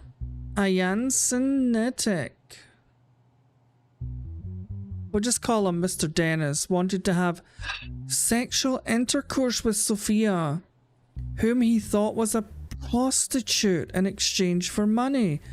In the telephone conversation, Sophia requested a certain amount of money and asked Dennis to deposit it into her account. So Mr. Dennis did not receive any return after depositing the money. Afterwards, he reported the situation to the police and filed a complaint against Sophia. Soon after, Sophia was arrested and detained, so she just pretended to be a lady of the night to get money. So here's Dennis's statement. I broke up with my girlfriend about 2.5 years ago, and during that time I had no sexual intercourse with anyone. This affected me psychologically, and I thought that for my health I could have a relationship with a prostitute I found on an app on the internet. I called the number provided. I was then sent a bank account, and I deposited the $200 mentioned on the phone into the bank account she sent me and sent her the receipt. Then I realized that they had blocked my phone number. I tried to reach them for quite a while, but I couldn't. The amount I paid is not very important, but I can't bear that these people are fooling others. That's why I decided to commence an action. First of all, I'm not a prostitute. I never have been. My phone rang recently. A stranger asked me how much my fee was. At first I didn't understand, but then thinking I was being made fun of, I told him that my hour cost was $200. He asked how he could make the payment. I sent him my bank account, and then I realized that I had $200 in my account. When I realized it was serious misunderstanding, I blocked the number. Whatever, Sophia, you're a liar. Inexplicably, I realized that my phone number was circulating on the internet on sexually explicit sites. Whatever, you're lying. She's a liar.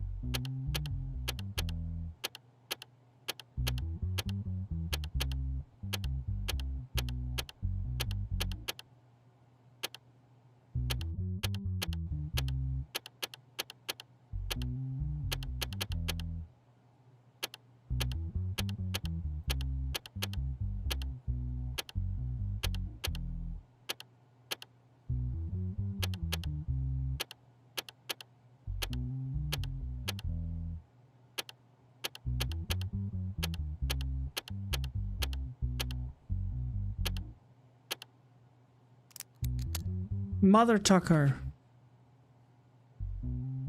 So here's the amount, $200. Let's see if... So here's the phone call. Hello? Hi? What is your fee? $200 per hour, $500 per night. Which one do you want? Well, that was straight away. She knew that. An hour, please. How do I make the payment? I will send you a bank account. You can deposit the fee there. Okay, I'll get back to you after the deposit. She's a lying, thieving skank.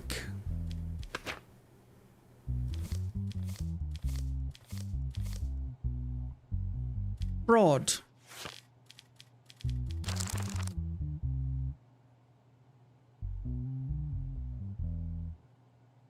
Why does that not come under fraud?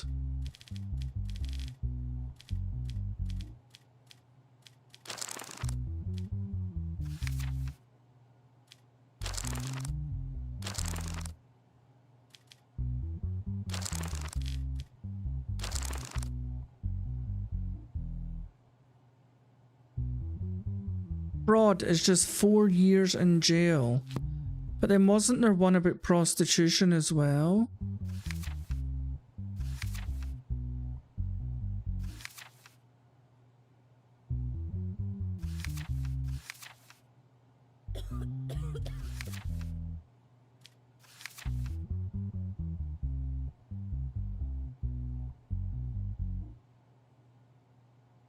Okay, so she wasn't organizing prostitution activity. She's just fraud.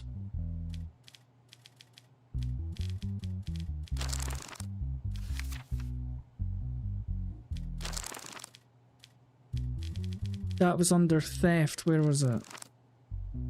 So she gets 4 years in jail. Miss Sophia, you thought you were clever trying to cheat that man out of his $200. Well, hope you enjoy your 4 years in jail, you evil woman.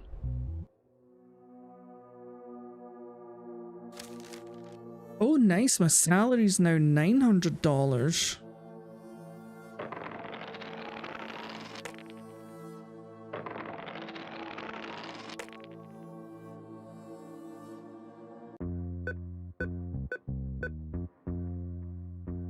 Welcome. Withdraw the money, please. Thank you. Watch this, the wife is going to want something now, watch. Oh! Nobody wants anything. Let me go and see how much it is for a drink. You know what? I'm going to treat myself, love. Thank you.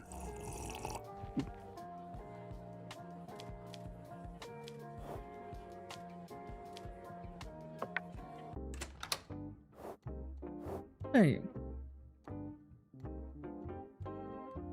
He looks dumb as a rock, doesn't he?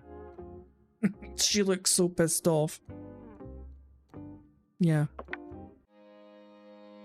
Week 5, case 1.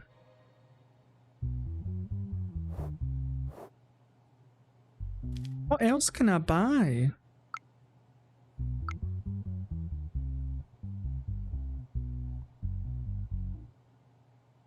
A decorative horse figure for $500.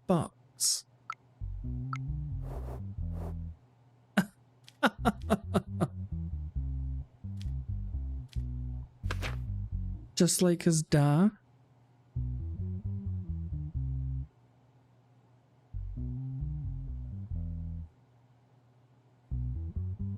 Right, so we have Ahmed El Emin. Human trafficking? Wait a minute, why is his records not in the sealed case? Oh, there's digital evidence, okay. So late at night while the police were inspecting at the border of the city of Curious, a person named Ahmed El Emin did not comply with the stop warning and tried to bypass. Police officers pursued the vehicle driven by El Emin, who fled from a police stop. As a result of a long chase, the person who entered a gas station got out of the vehicle and tried to escape on foot. Was caught and detained by the police after a while. A large number of foreign nationals were detected in the vehicle. I am aware that this is dangerous and forbidden for me to do this work, but I was unemployed and penniless for a very long time, so I had to do it. The work and the process was very difficult for me, and I was so nervous that when I saw the police officers, I panicked and tried to run away. It was all to show my family that I could earn some money. I am aware of my guilt, I accept it, and I am very sorry. Okay.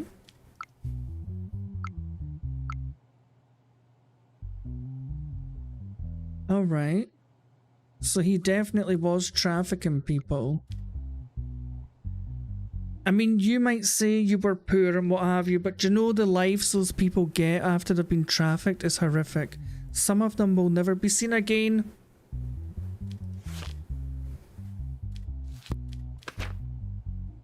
Mr. Ahmed.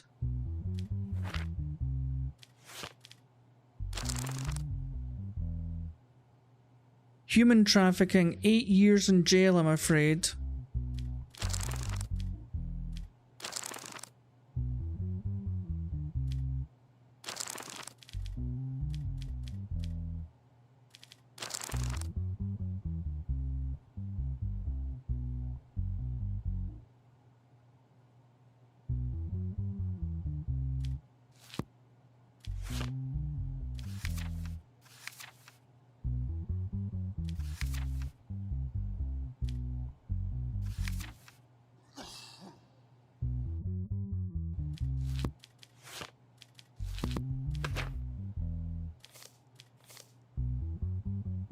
Yep, I'm sorry, Mr. Ahmed. It is unfortunately 8 years in jail for you. Now your family's going to be even worse off. But not as worse as those people you smuggled across the border that are probably being used for God knows what.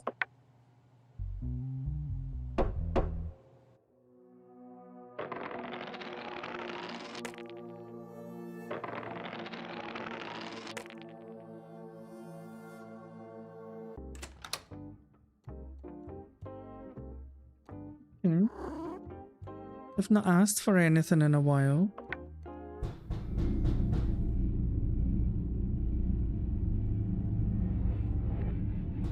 In the dark of the night, your sleep is interrupted by the sound of knocking on the door. Oh my lord!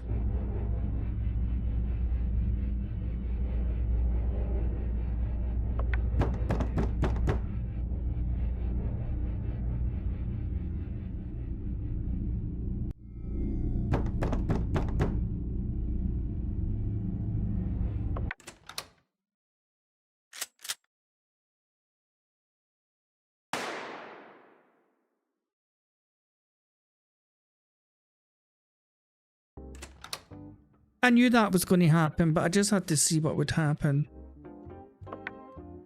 Because I thought I might have known the guy.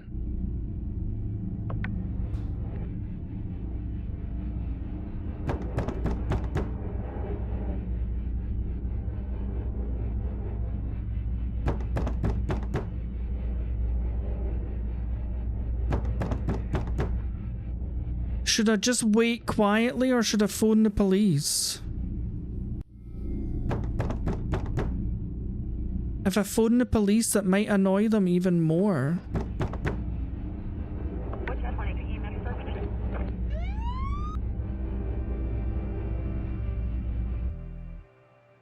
I think people are targeting me. Brooklyn Troyes, Lupo Company.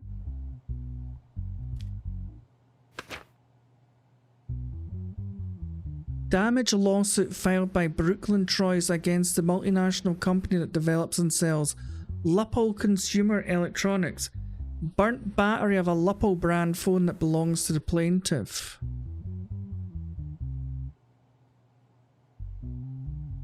Recently, a person named Brooklyn Troyes purchased a mobile phone from the dealer of the Lupple company. He claimed that during the period of use his phone was not charged with an adapter other than its own charger. While using the phone, while it was charging, the battery inside it exploded and caused physical damage around the right hand and face of Brooklyn Troyes.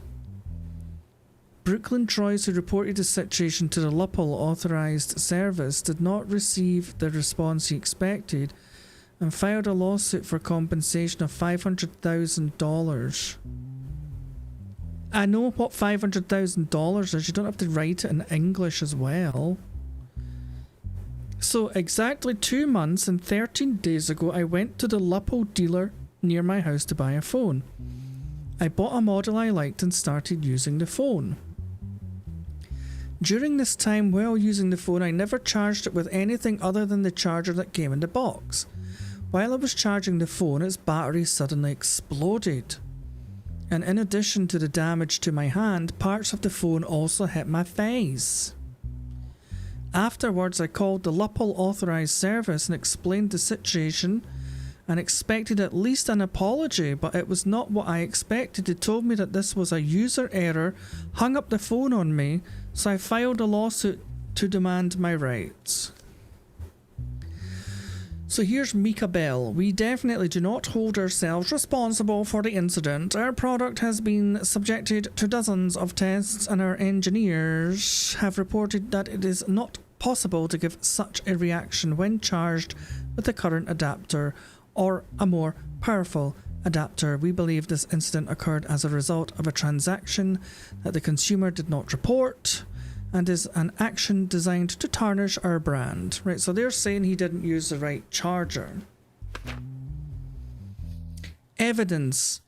The phone conversation between Brooklyn Troyes and the customer advisor of the Lupple authorised service. This is Tiffany. I'm Tiffany. Can I ask for your name so I can help you better? Hey, Mr. Ark. My name is Brooklyn Troyes. The phone I bought from your dealer about 2.5 months ago exploded in my hand. Can you explain how this happens? I'm sorry. Did you say the battery exploded? Yes, even though I only used the adapter and charging cable that came in the box. That's not possible, Mr. Brooklyn. I think it's your fault. It cannot be from us. Is there anything else I can help you with? What do you mean it's not possible? It happened. Am I lying? Unfortunately, I can't help you. Have a nice day. Oh, right. Let's ask them some questions. You are any game? What do you mean, Mr. AK? Lupple Company has stated that you're responsible for the incident. What do you think? I cannot agree with them on this. I explained to them in detail how the incident happened and what I went through. They didn't even take my explanation into consideration. Right, Miss Bell. Brooklyn Troyes stated in his statement that you did not take him into consideration. Do you think this is the case? I play mostly simulator games, Mr. AK. No, Your Honor, we are a reputable company with high customer satisfaction. We just think his statements were true because we put our products through dozens of tests. We stated that such an incident can only be due to customer error. You arrogant bitch.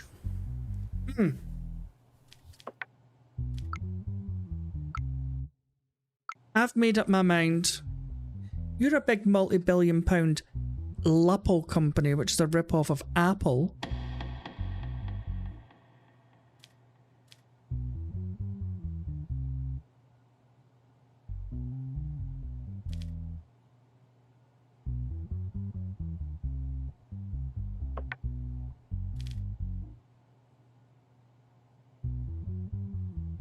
What game do you have, Mr. AK?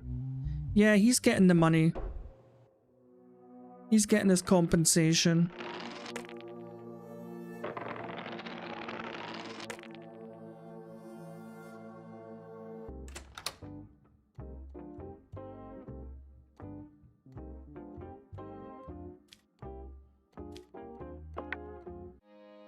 Right, let's go to bed. Oh, Phasmophobia. Yeah, I've got that game. I've only played it once though for like 10 minutes. Okay, what's going on here? So we've got Mr. Brad Cold. He's an so he's apparently assassinated somebody.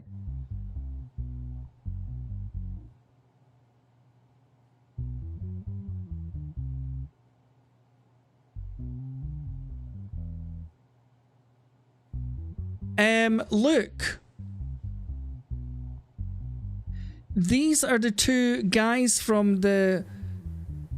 These are the two guys that were in the cartel that I sent to jail. He's killed them while he was inside the jail.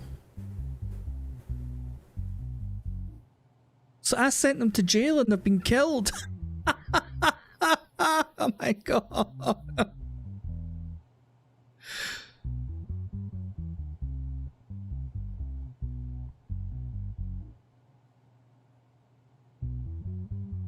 I'm positive that was the two cartel guys. Right, let's read it. Victims named Jeremy Alder and Mike Byrne were found dead in their prison rooms. Yep, that was them.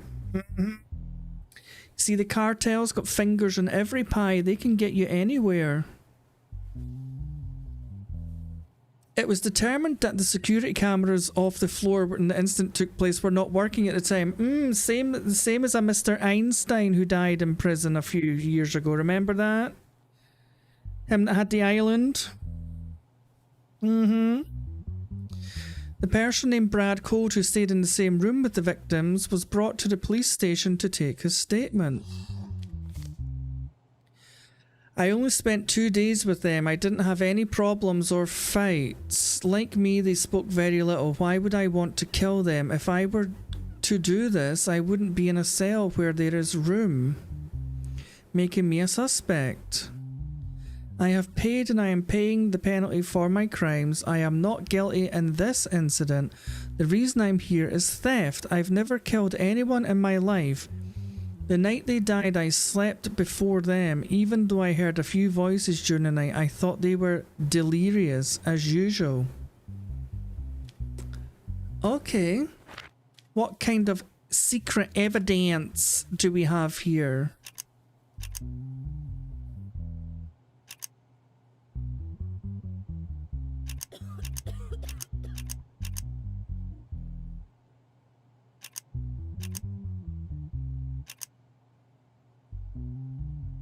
Hello? Should that not have worked? Oh, I've done this wrong. Oh my god. Right, so I have to go this way and then...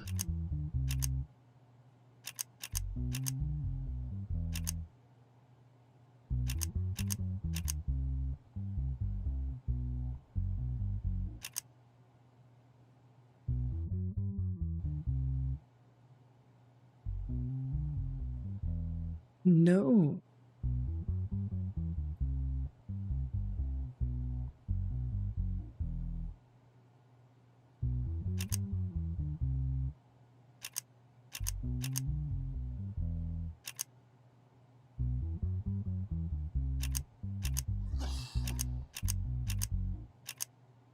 Oh, that was a long one. Right.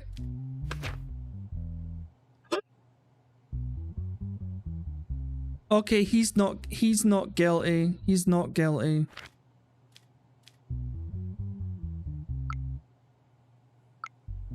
He is not guilty.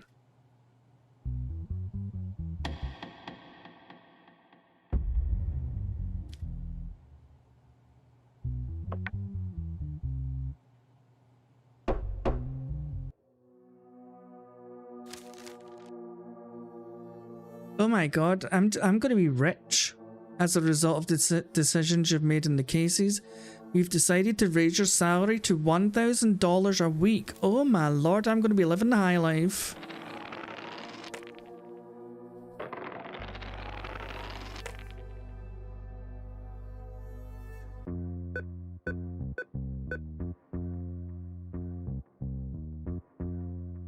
Look at how much free cash I've got. $500?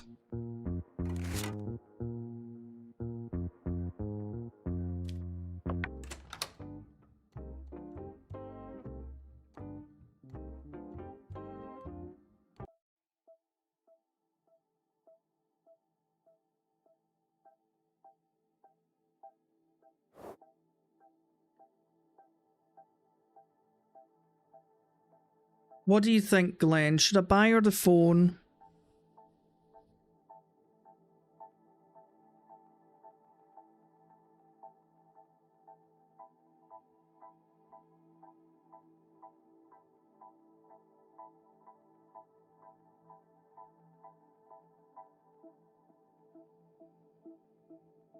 Should I buy her the phone? I mean, she's not going to school anymore. She needs something to occupy her time. Maybe she can use the phone to get on YouTube and learn some mathematics. Okay, alright, I'll get her the phone. I'll get her the phone. Goodness, the things I do for people. You could at least cheer up, you ungrateful little witch.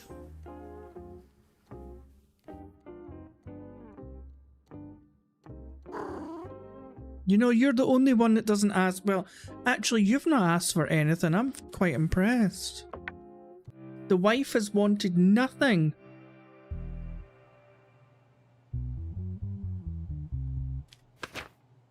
Okay, so Sally John Morgan sued his tenant, Daisy Taylor, to evict her for not paying her rent on time. Yeah, hopefully, Glenn. Those lupples are prone to, explode. Yeah. And then you get lovely Tiffany on the other end of the helpline, who couldn't be less interested in helping you.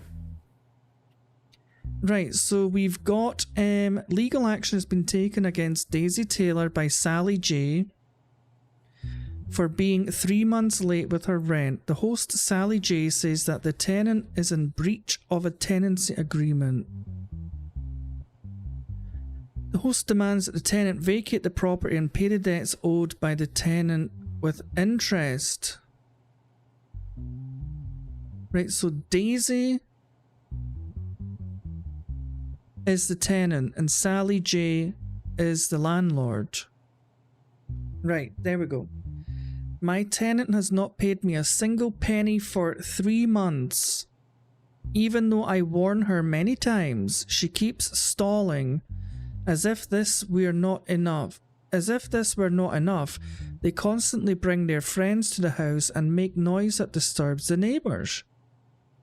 I brought my neighbour who lives downstairs as a witness so that you can believe me on this matter, and we have Mr. Charles Goodman.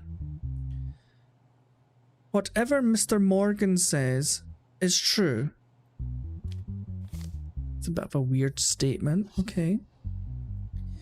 It is true that I have not been able to pay the landlord for a while, but I had to quit my job and I can't afford to pay right now. I told him that it was not an arbitrary situation, and that I would pay him when I received my unemployment benefit. However, he is trying to get me kicked out of the house somehow. It's a complete lie that we make too much noise with my friends. Since my downstairs neighbour is a tenant of Mr. Morgan, he obeys his orders.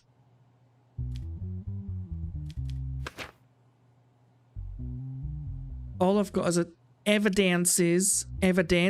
All I've got is my tenancy agreement here. So she does have a tenancy agreement.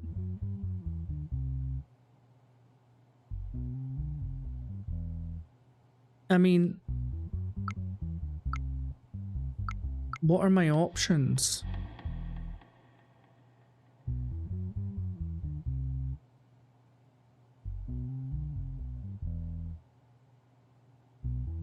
I mean, surely we have to side with the landlord, right?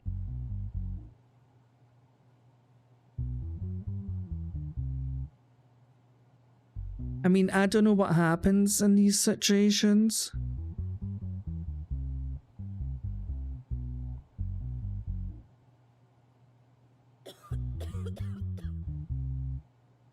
Tenant Daisy Taylor to vacate the house and pay the remaining debt with interest. Oh.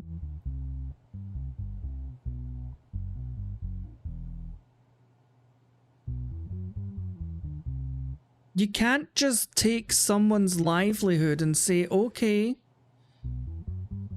you're going to have to let this woman stay in your house that you're paying for until she finds a new one, and you're just going to have to wait for your money. No. Sorry, Daisy, that's not how life works.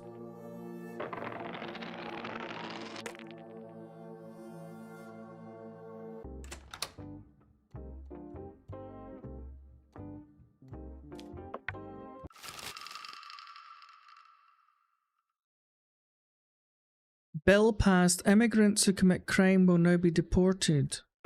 How do I know if they're an immigrant?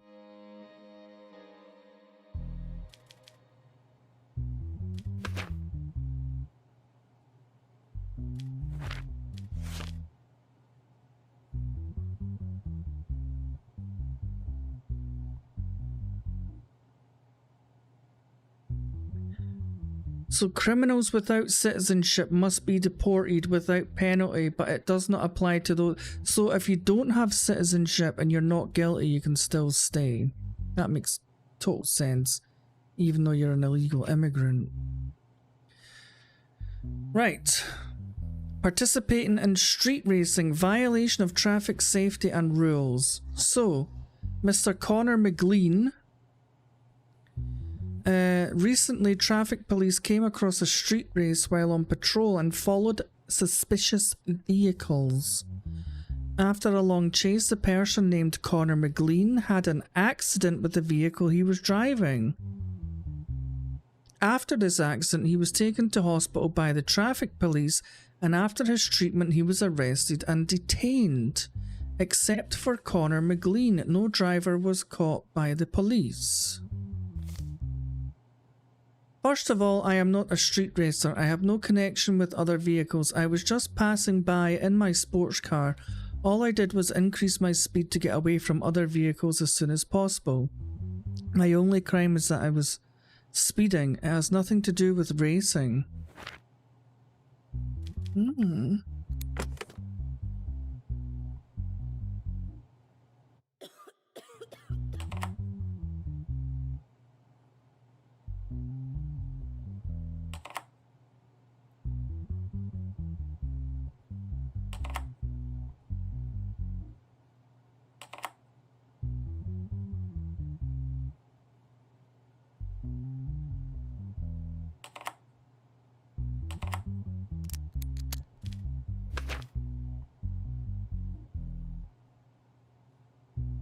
Evidences speed measurement of the vehicle used by the person.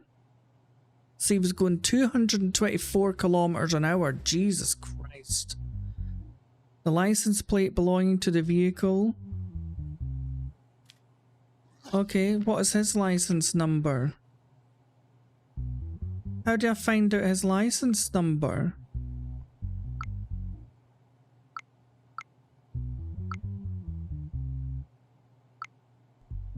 Right. Mr. McLean, you stated in your statement that you're not a street racer. Why did you run away when police officers tried to stop you?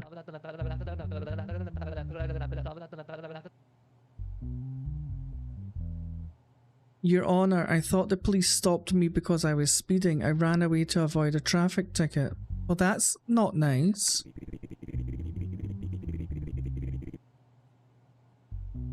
You have been street racing in the past and got caught. Do you have an explanation about this? Your Honor, this time it's pure coincidence. I was just in the wrong place at the wrong time, that's all. Sure you were. And why was your license plate inside the trunk of the car? Because I took my license plate off to get my car painted and I forgot to put it back on. You think I was born up a tree yesterday, Mr. McLean? You think I just fell out a cherry blossom? You think I'm zipped up the back?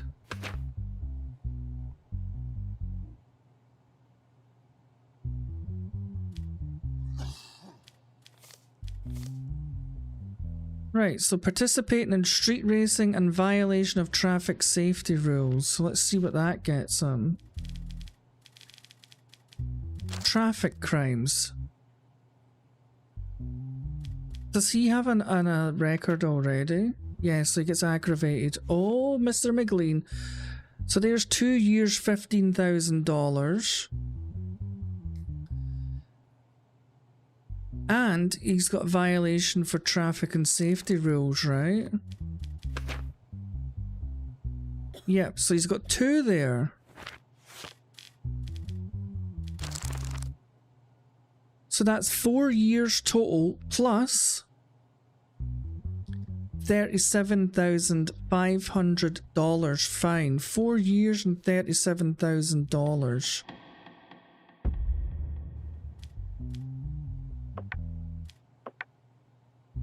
Four years in jail. $37,500. That'll teach you, Mr. McLean, to treat me like I was born yesterday.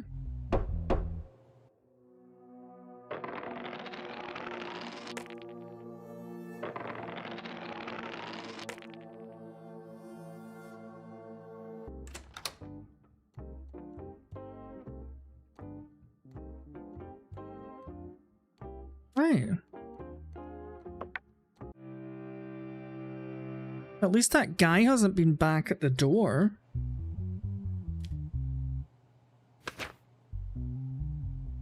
Okay, so we have Mr. Adrian Bowen. And he doesn't have a criminal record. He doesn't... He's not got his national... He's not a citizen. And he's all right upstairs. Right, so extortion. Helen Lono's mobile phone was stolen while she was walking on 23 Victorina Street. CCTV footage of the place called Coffee Vic, located where the incident took place, was examined. In line with the investigations, it has been concluded that the person in the images is named Adrian Bowen. Adrian Bowen was detained by police for questioning while he was going to market where he worked. So this is what Helen says about the incident. I was walking on 23 Victorina Street where I walk on certain days of the week, but that day I decided to walk in the opposite direction to the direction I normally walk. While everything was going well, someone suddenly took the phone from my hand.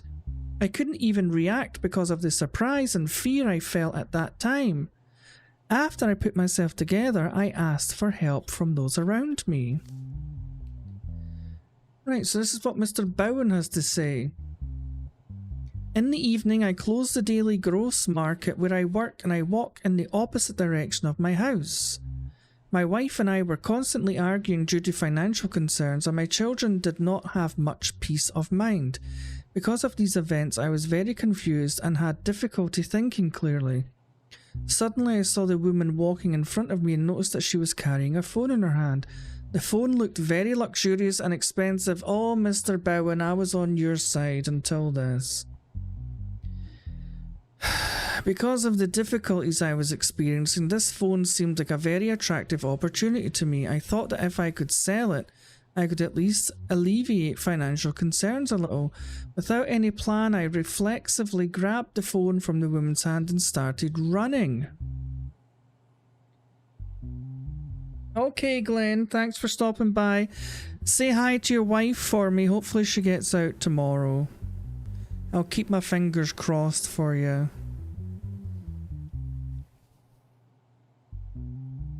Okay, So he did just blatantly steal the phone. He's just blatantly stole the phone. There's no evidences. Can I see the CCTV? Okay, he did take it. So he just gets deported, unfortunately. Yeah, because he's not a citizen, is he?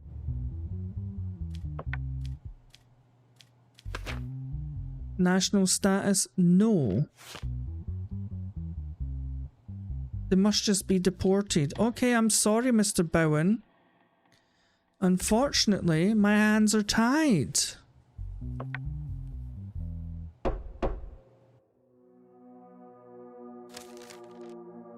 Oh, look at all the money I'm making now. Jesus, we're going to be wearing the money.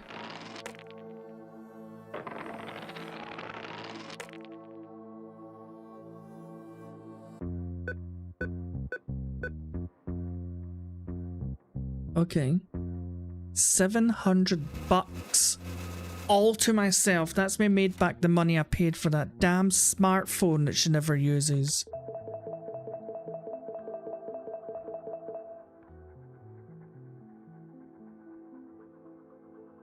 Okay, so people are liking what I've been doing. Support the decision. Congratulations, support the decision. Yeah, everybody's on board with me. Oh god, now she wants something.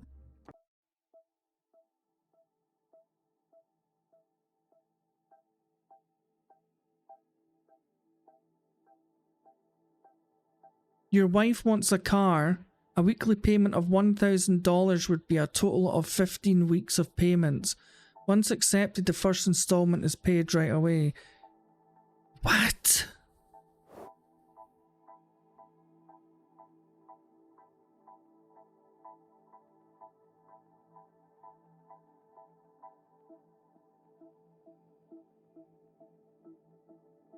No, she's not getting a new car.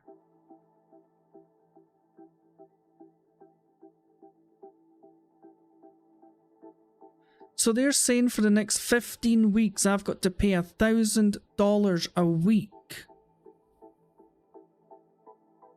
That would leave me with $45 right now. I don't even have $1,000 a week spare.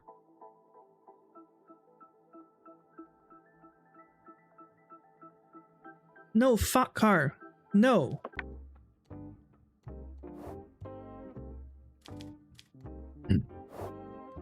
Now I'll go to the pub and get my sanity back.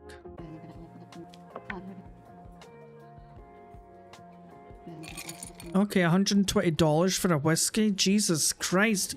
Did you pour it out the barrel yourself? Okay, that's better than nothing.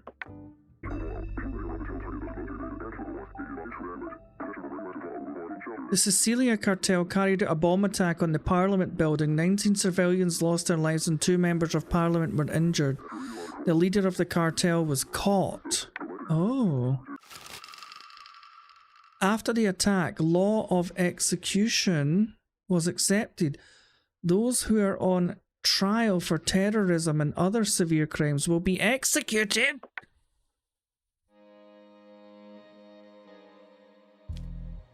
Oh Lord. So we've got the death penalty now.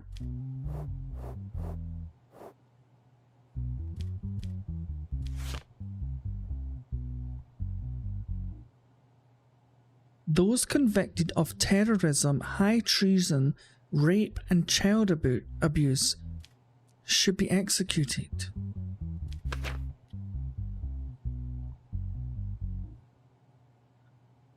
Okay, we've got Juan Carlos, 54 years old. He's accused of terrorism and taking part in organised criminal activities.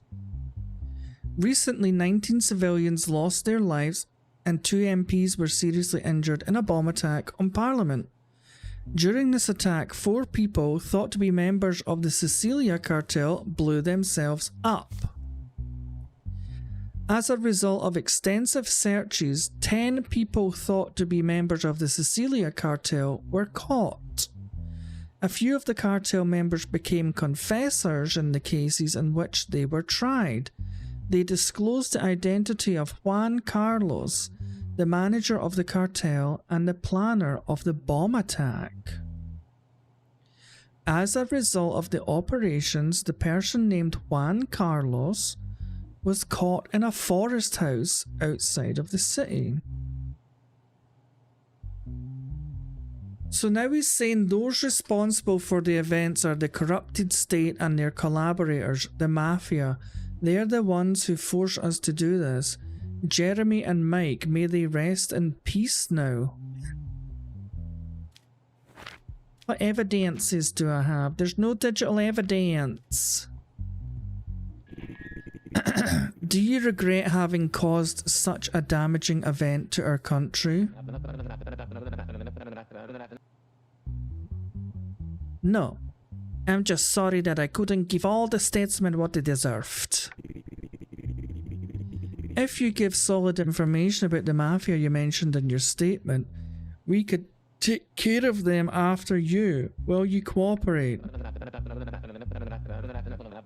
No, I do not think so. But you should know that it is obvious that the high-ranking statesmen are corrupt. I don't disbelieve that fact, Juan. You just didn't have to blow up 19 innocent civilians to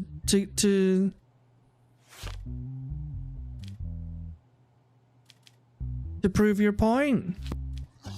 Blow up the corrupt people, not the innocent ones.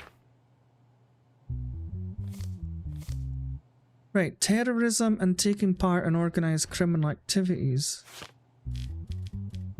Terrorism.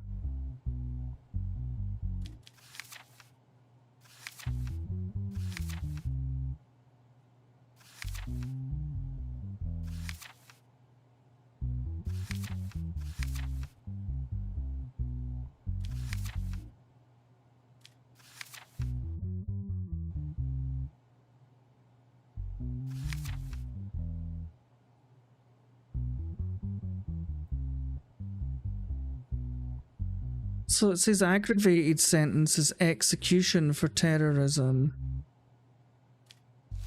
So he has got a record, yes.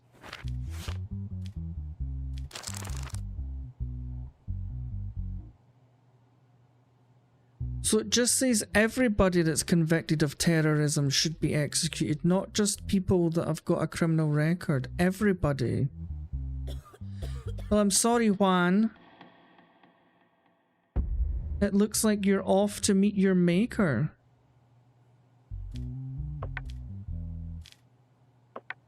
Yeah.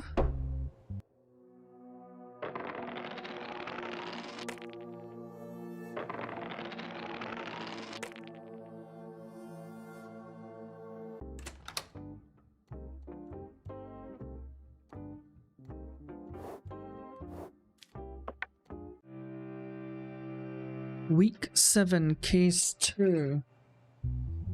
What can I buy?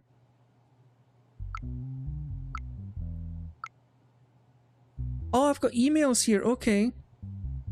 To Judge Justice Vaughn, tenant Daisy Taylor to vacate the house and pay the remaining debt with interest. It was really good for me that you got me kicked out of the house when I was going through such a difficult situation. Can you tell me how to get by on the streets as a girl? I hope you have a daughter and she falls into the same situation. If you have a daughter and you still had me thrown out of the house, I would like to say that I am very sorry for your daughter. Excuse me, my daughter just got a brand new phone. Shut your face. So this was from Brooklyn Troyes. That was the guy who got the phone blown up by Lupple. It was time to remind such big companies about the existence of consumer rights. You are a folk hero. Thank you, Mr. Troyes. That's the kind of emails I want. Not from Daisy, who thinks she can sit around in someone else's house while they cover the rent until she's good enough to go and get herself another job.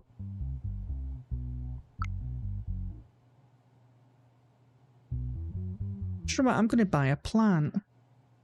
There we go. Right, what have we got here?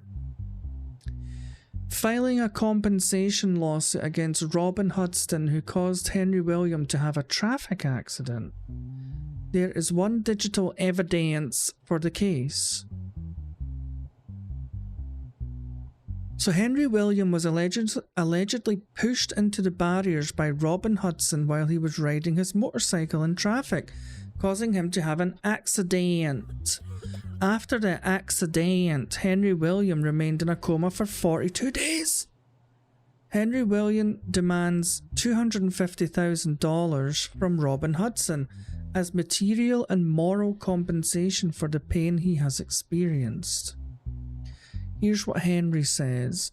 I was driving my motorcycle in traffic. I wanted to overtake the vehicle in front of me. She started to approach me while I was overtaking her.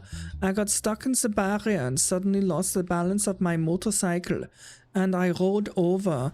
The only thing that I remember afterwards was that I was in great pain. I think she did this on purpose, because she didn't even stop to help after she caused this. I don't know why he turned German. Okay, what does Robin have to say? I was driving in my own lane in traffic. I was very stressed because I found out that my mother was hospitalized and was trying to get to the hospital as soon as possible. My mother has cancer and her condition is serious. I didn't notice what was happening during the accident. The motorcycle must have been in my blind spot. I later learned that I was being taken to court. If I had noticed the accident, I would have definitely stopped and helped. I did not violate any traffic rules. Oh, shut up, Robin. Just because you're stressed doesn't mean you get to blindly ignore all the rules of the road, okay?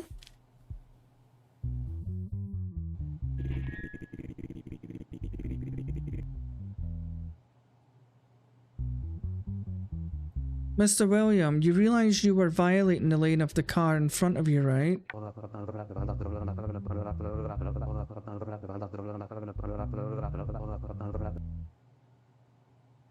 Your Honor, I even honked my horn before she overtook. There's no way she didn't see me. What upsets me is that she could have killed me, but she chose to flee at the time of the incident.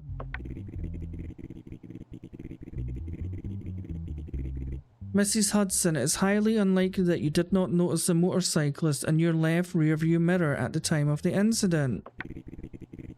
Didn't you at least hear a sound?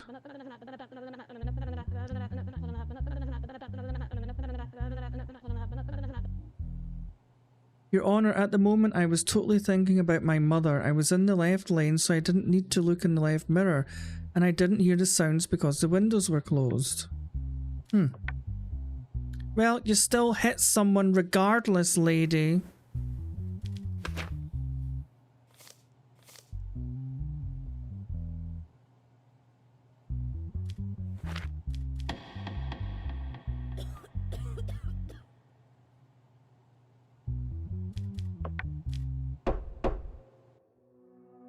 Have to pay the damages.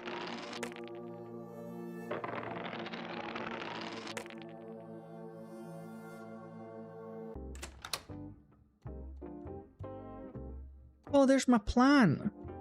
That cost me $250.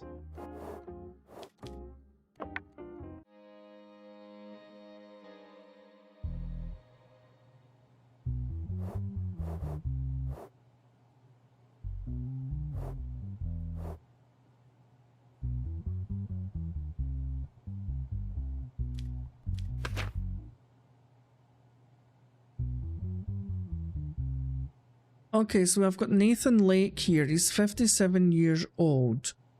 Involuntary manslaughter. Oh dear. So we're just going to say Ty Jr., the person named, took his baby, who was having difficulty breathing, to the hospital. After the MRI, it was seen that there was a metal object in the baby's stomach. Nathan Lake, the baby's doctor, said that the object should be removed surgically. The surgery was then performed with the family's approval, and Mr. Lake stated to the family that the surgery went well. The baby experienced breathing difficulties sometime after he was discharged and, oh God, died less than 24 hours later. As a result of the autopsy, a gauze that was forgotten during the surgery was found in the baby's stomach. Oh my goodness, that's criminal negligence. The autopsy report confirmed that the baby died as a result of forgotten gauze. Thereupon, the baby's father, Ty Jr., filed a complaint against Dr. Nathan Lake. I don't blame you. We realised that our baby was having difficulty breathing and we went to the hospital. Nathan Lake, who was a doctor there, told us that the MRI was needed. After the MRI results, the doctor said that our baby had a metal object in the stomach and needed to be operated on immediately. Why did the baby have a metal object in the stomach? I mean, I guess babies are babies. After the surgery, he said that it was very successful surgery. When we came home shortly after our baby was discharged, we realised that our baby could not breathe again. We tried to take him to the hospital again, but it was too late when we got there. I asked for an autopsy report because I was curious about the cause of death. I learned that the cause of death was a gauze left in our baby's stomach during the surgery, and I filed a complaint. So here's Dr. Nathan. First of all, I accept my mistake and I'm very sorry that this incident happened. When I learned that the baby died as a result of my carelessness, I could not come to my senses for a long time. I don't care about the punishments I will receive. My only wish is for his family to forgive me. I am distraught. Oh, okay. There's the gauze. Poor baby.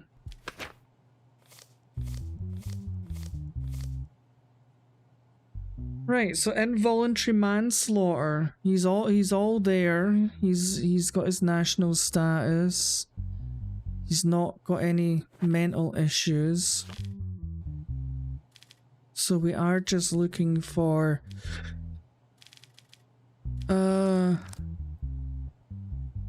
involuntary manslaughter. 4 years in jail, I'm afraid. 4 years in jail, Mr. Lake.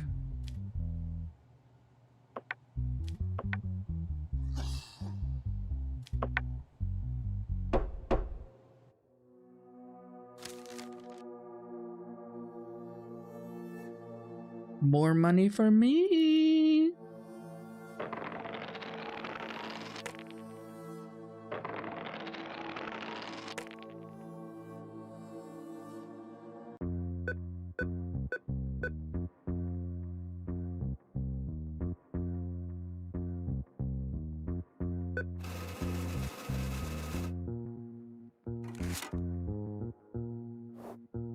Oh, oh, here she goes again.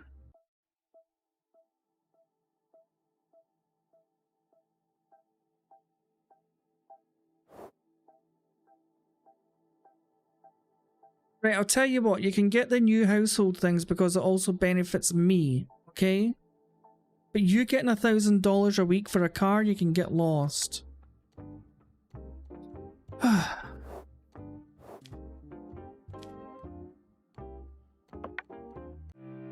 My daughter still's got a face like Fizz.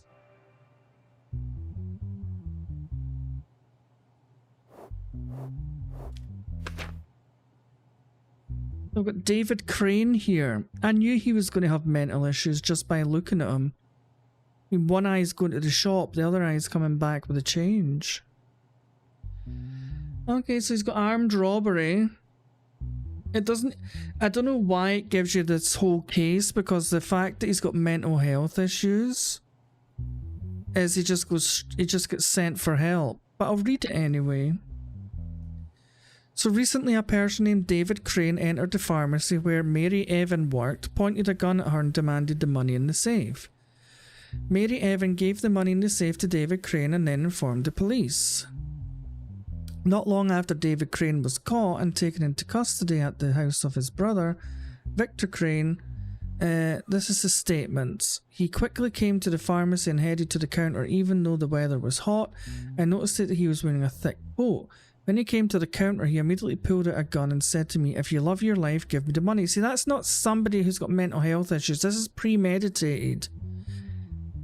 He took the money I gave him, hit the shelves, and ran away immediately. After the incident, I notified the police and asked for help. David Crane says, "I didn't do anything. Why are you arresting me?" He apologizes for what he did, but didn't you understand that we need it? Okay, he is nuts. Everything he told me to do...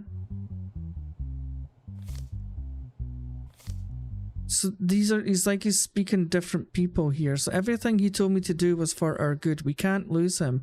He needs the money, and those after him will never stop. I need to see my brother. I need to make sure my brother is okay. I haven't been sure about this for a long time. I haven't been able to be with you for a long time.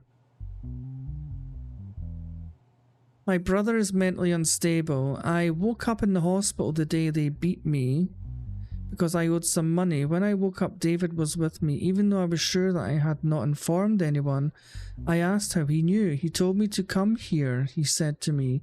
2 days later, he brought me some money to pay off my debt, but he didn't say where he got it. I didn't think he was crazy enough to commit robbery. Please do not punish David.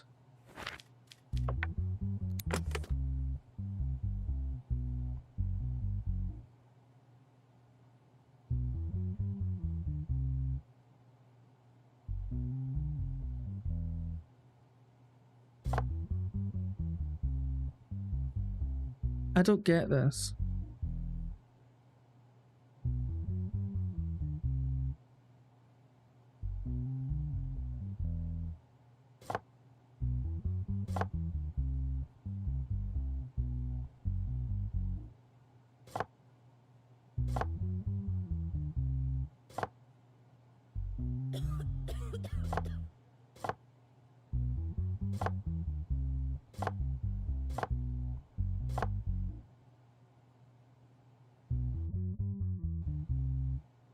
Oh, do I need to make all these eyes?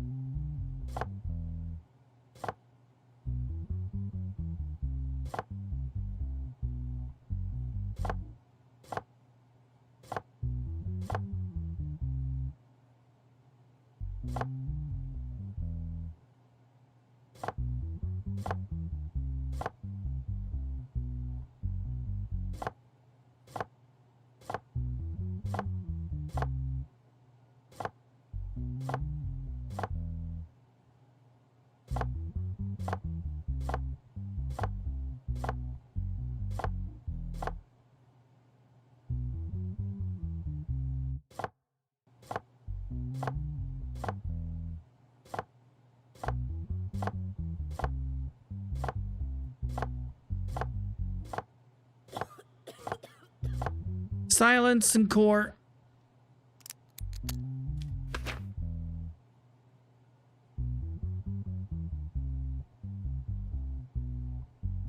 Okay, so I think he is mentally unstable. Yeah. We'll send him for some treatment. He might be a lunatic, but he robbed the place to help his brother, so there's some good in him. Hopefully he gets the help that he needs. Okay.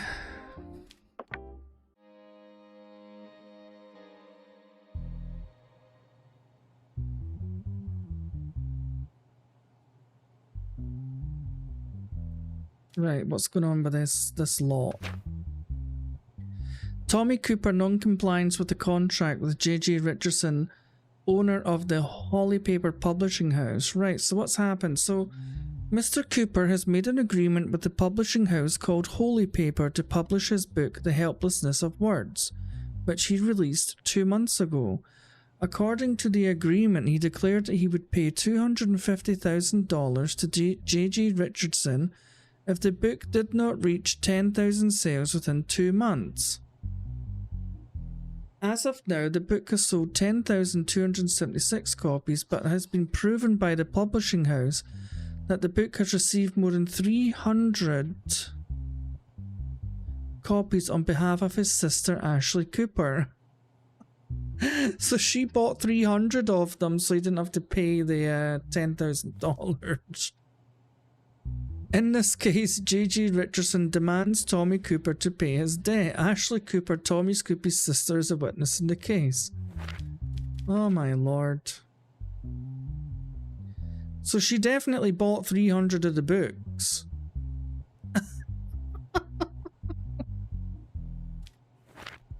Let's hear what they've got to say. Mr. Richardson ultimately sold 10,000 books. You didn't state in the contract that Ashley Cooper shouldn't buy the book, did you?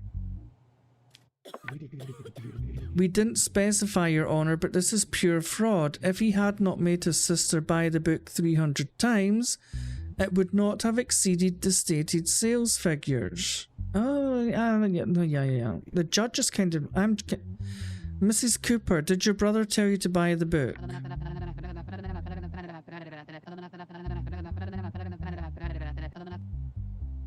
Your Honour, my brother just informed me that his book is out. I wanted to buy the book in large quantities to support him and give it as a gift to the people around me.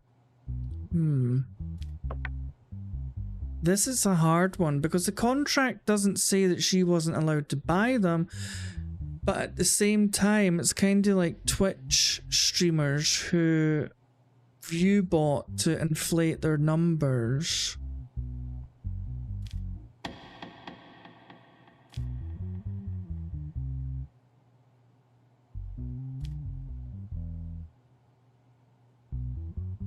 I thought he was only to pay 10,000. He's to pay $250,000. You know what? He broke the contract. He was arrogant enough to think his books would sell that much. They never. You can pay the money.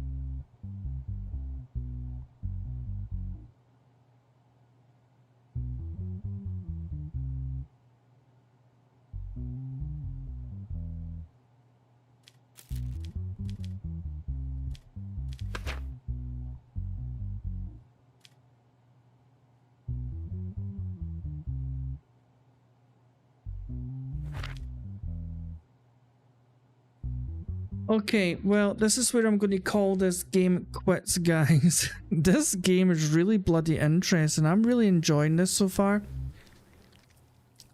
It's a lot of reading. Thankfully, I had a couple of ciders here to whet my palate. Because it is a lot of yapping, for sure. But I'm really enjoying this, so... I'll be back tomorrow to continue my court escapades. I don't know how many cases are actually in this and how much I'll get out of it tomorrow, but may as well finish it, you know. It's really interesting. I am enjoying it. At least these aren't going up very much. I think these only go up when you do the wrong thing, so If I'm a corrupt judge, the possibility of being arrested myself, that's what that is. Also, if I'm also going against the cartels and the mafia a lot, I think this goes up. So there is quite a nominal possibility there that I might get assassinated if this keeps to rise. Yeah, the family does suck. Do you know what? They're not getting anything else off me. If I have to spend every single dime on whiskey and wine to get my sanity back, I will. They're all ungrateful little shits. A $700 phone. He got $300 for a whole new wardrobe, and she got $1,000 for a fridge and a washing machine. And 2 weeks before that, she was asking me for $1,000 a week to buy herself a bloody car. What am I getting? A cat scratcher and a bloody house plant. I'm the one doing all the work.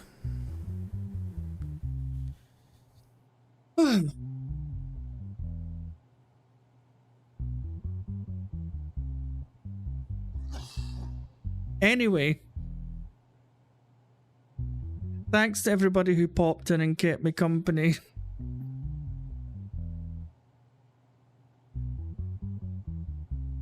Those ungrateful souls and souls are not getting anything else. That's it. I'm putting my foot down. Me and the cat can get all the money. Anyway, take care of yourself, everybody. Enjoy the rest of your night. This is Justice Vaughn signing out for the night. Take care. I'll see you in the next one.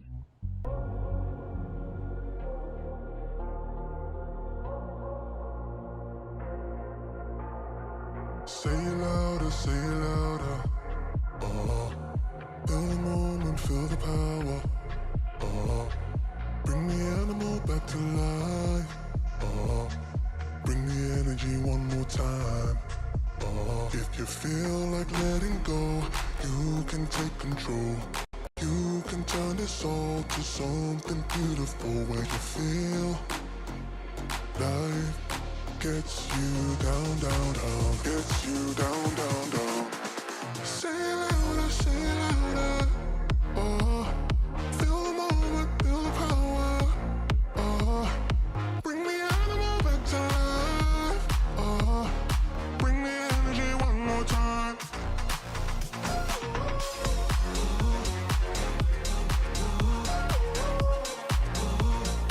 Bring the energy one more time.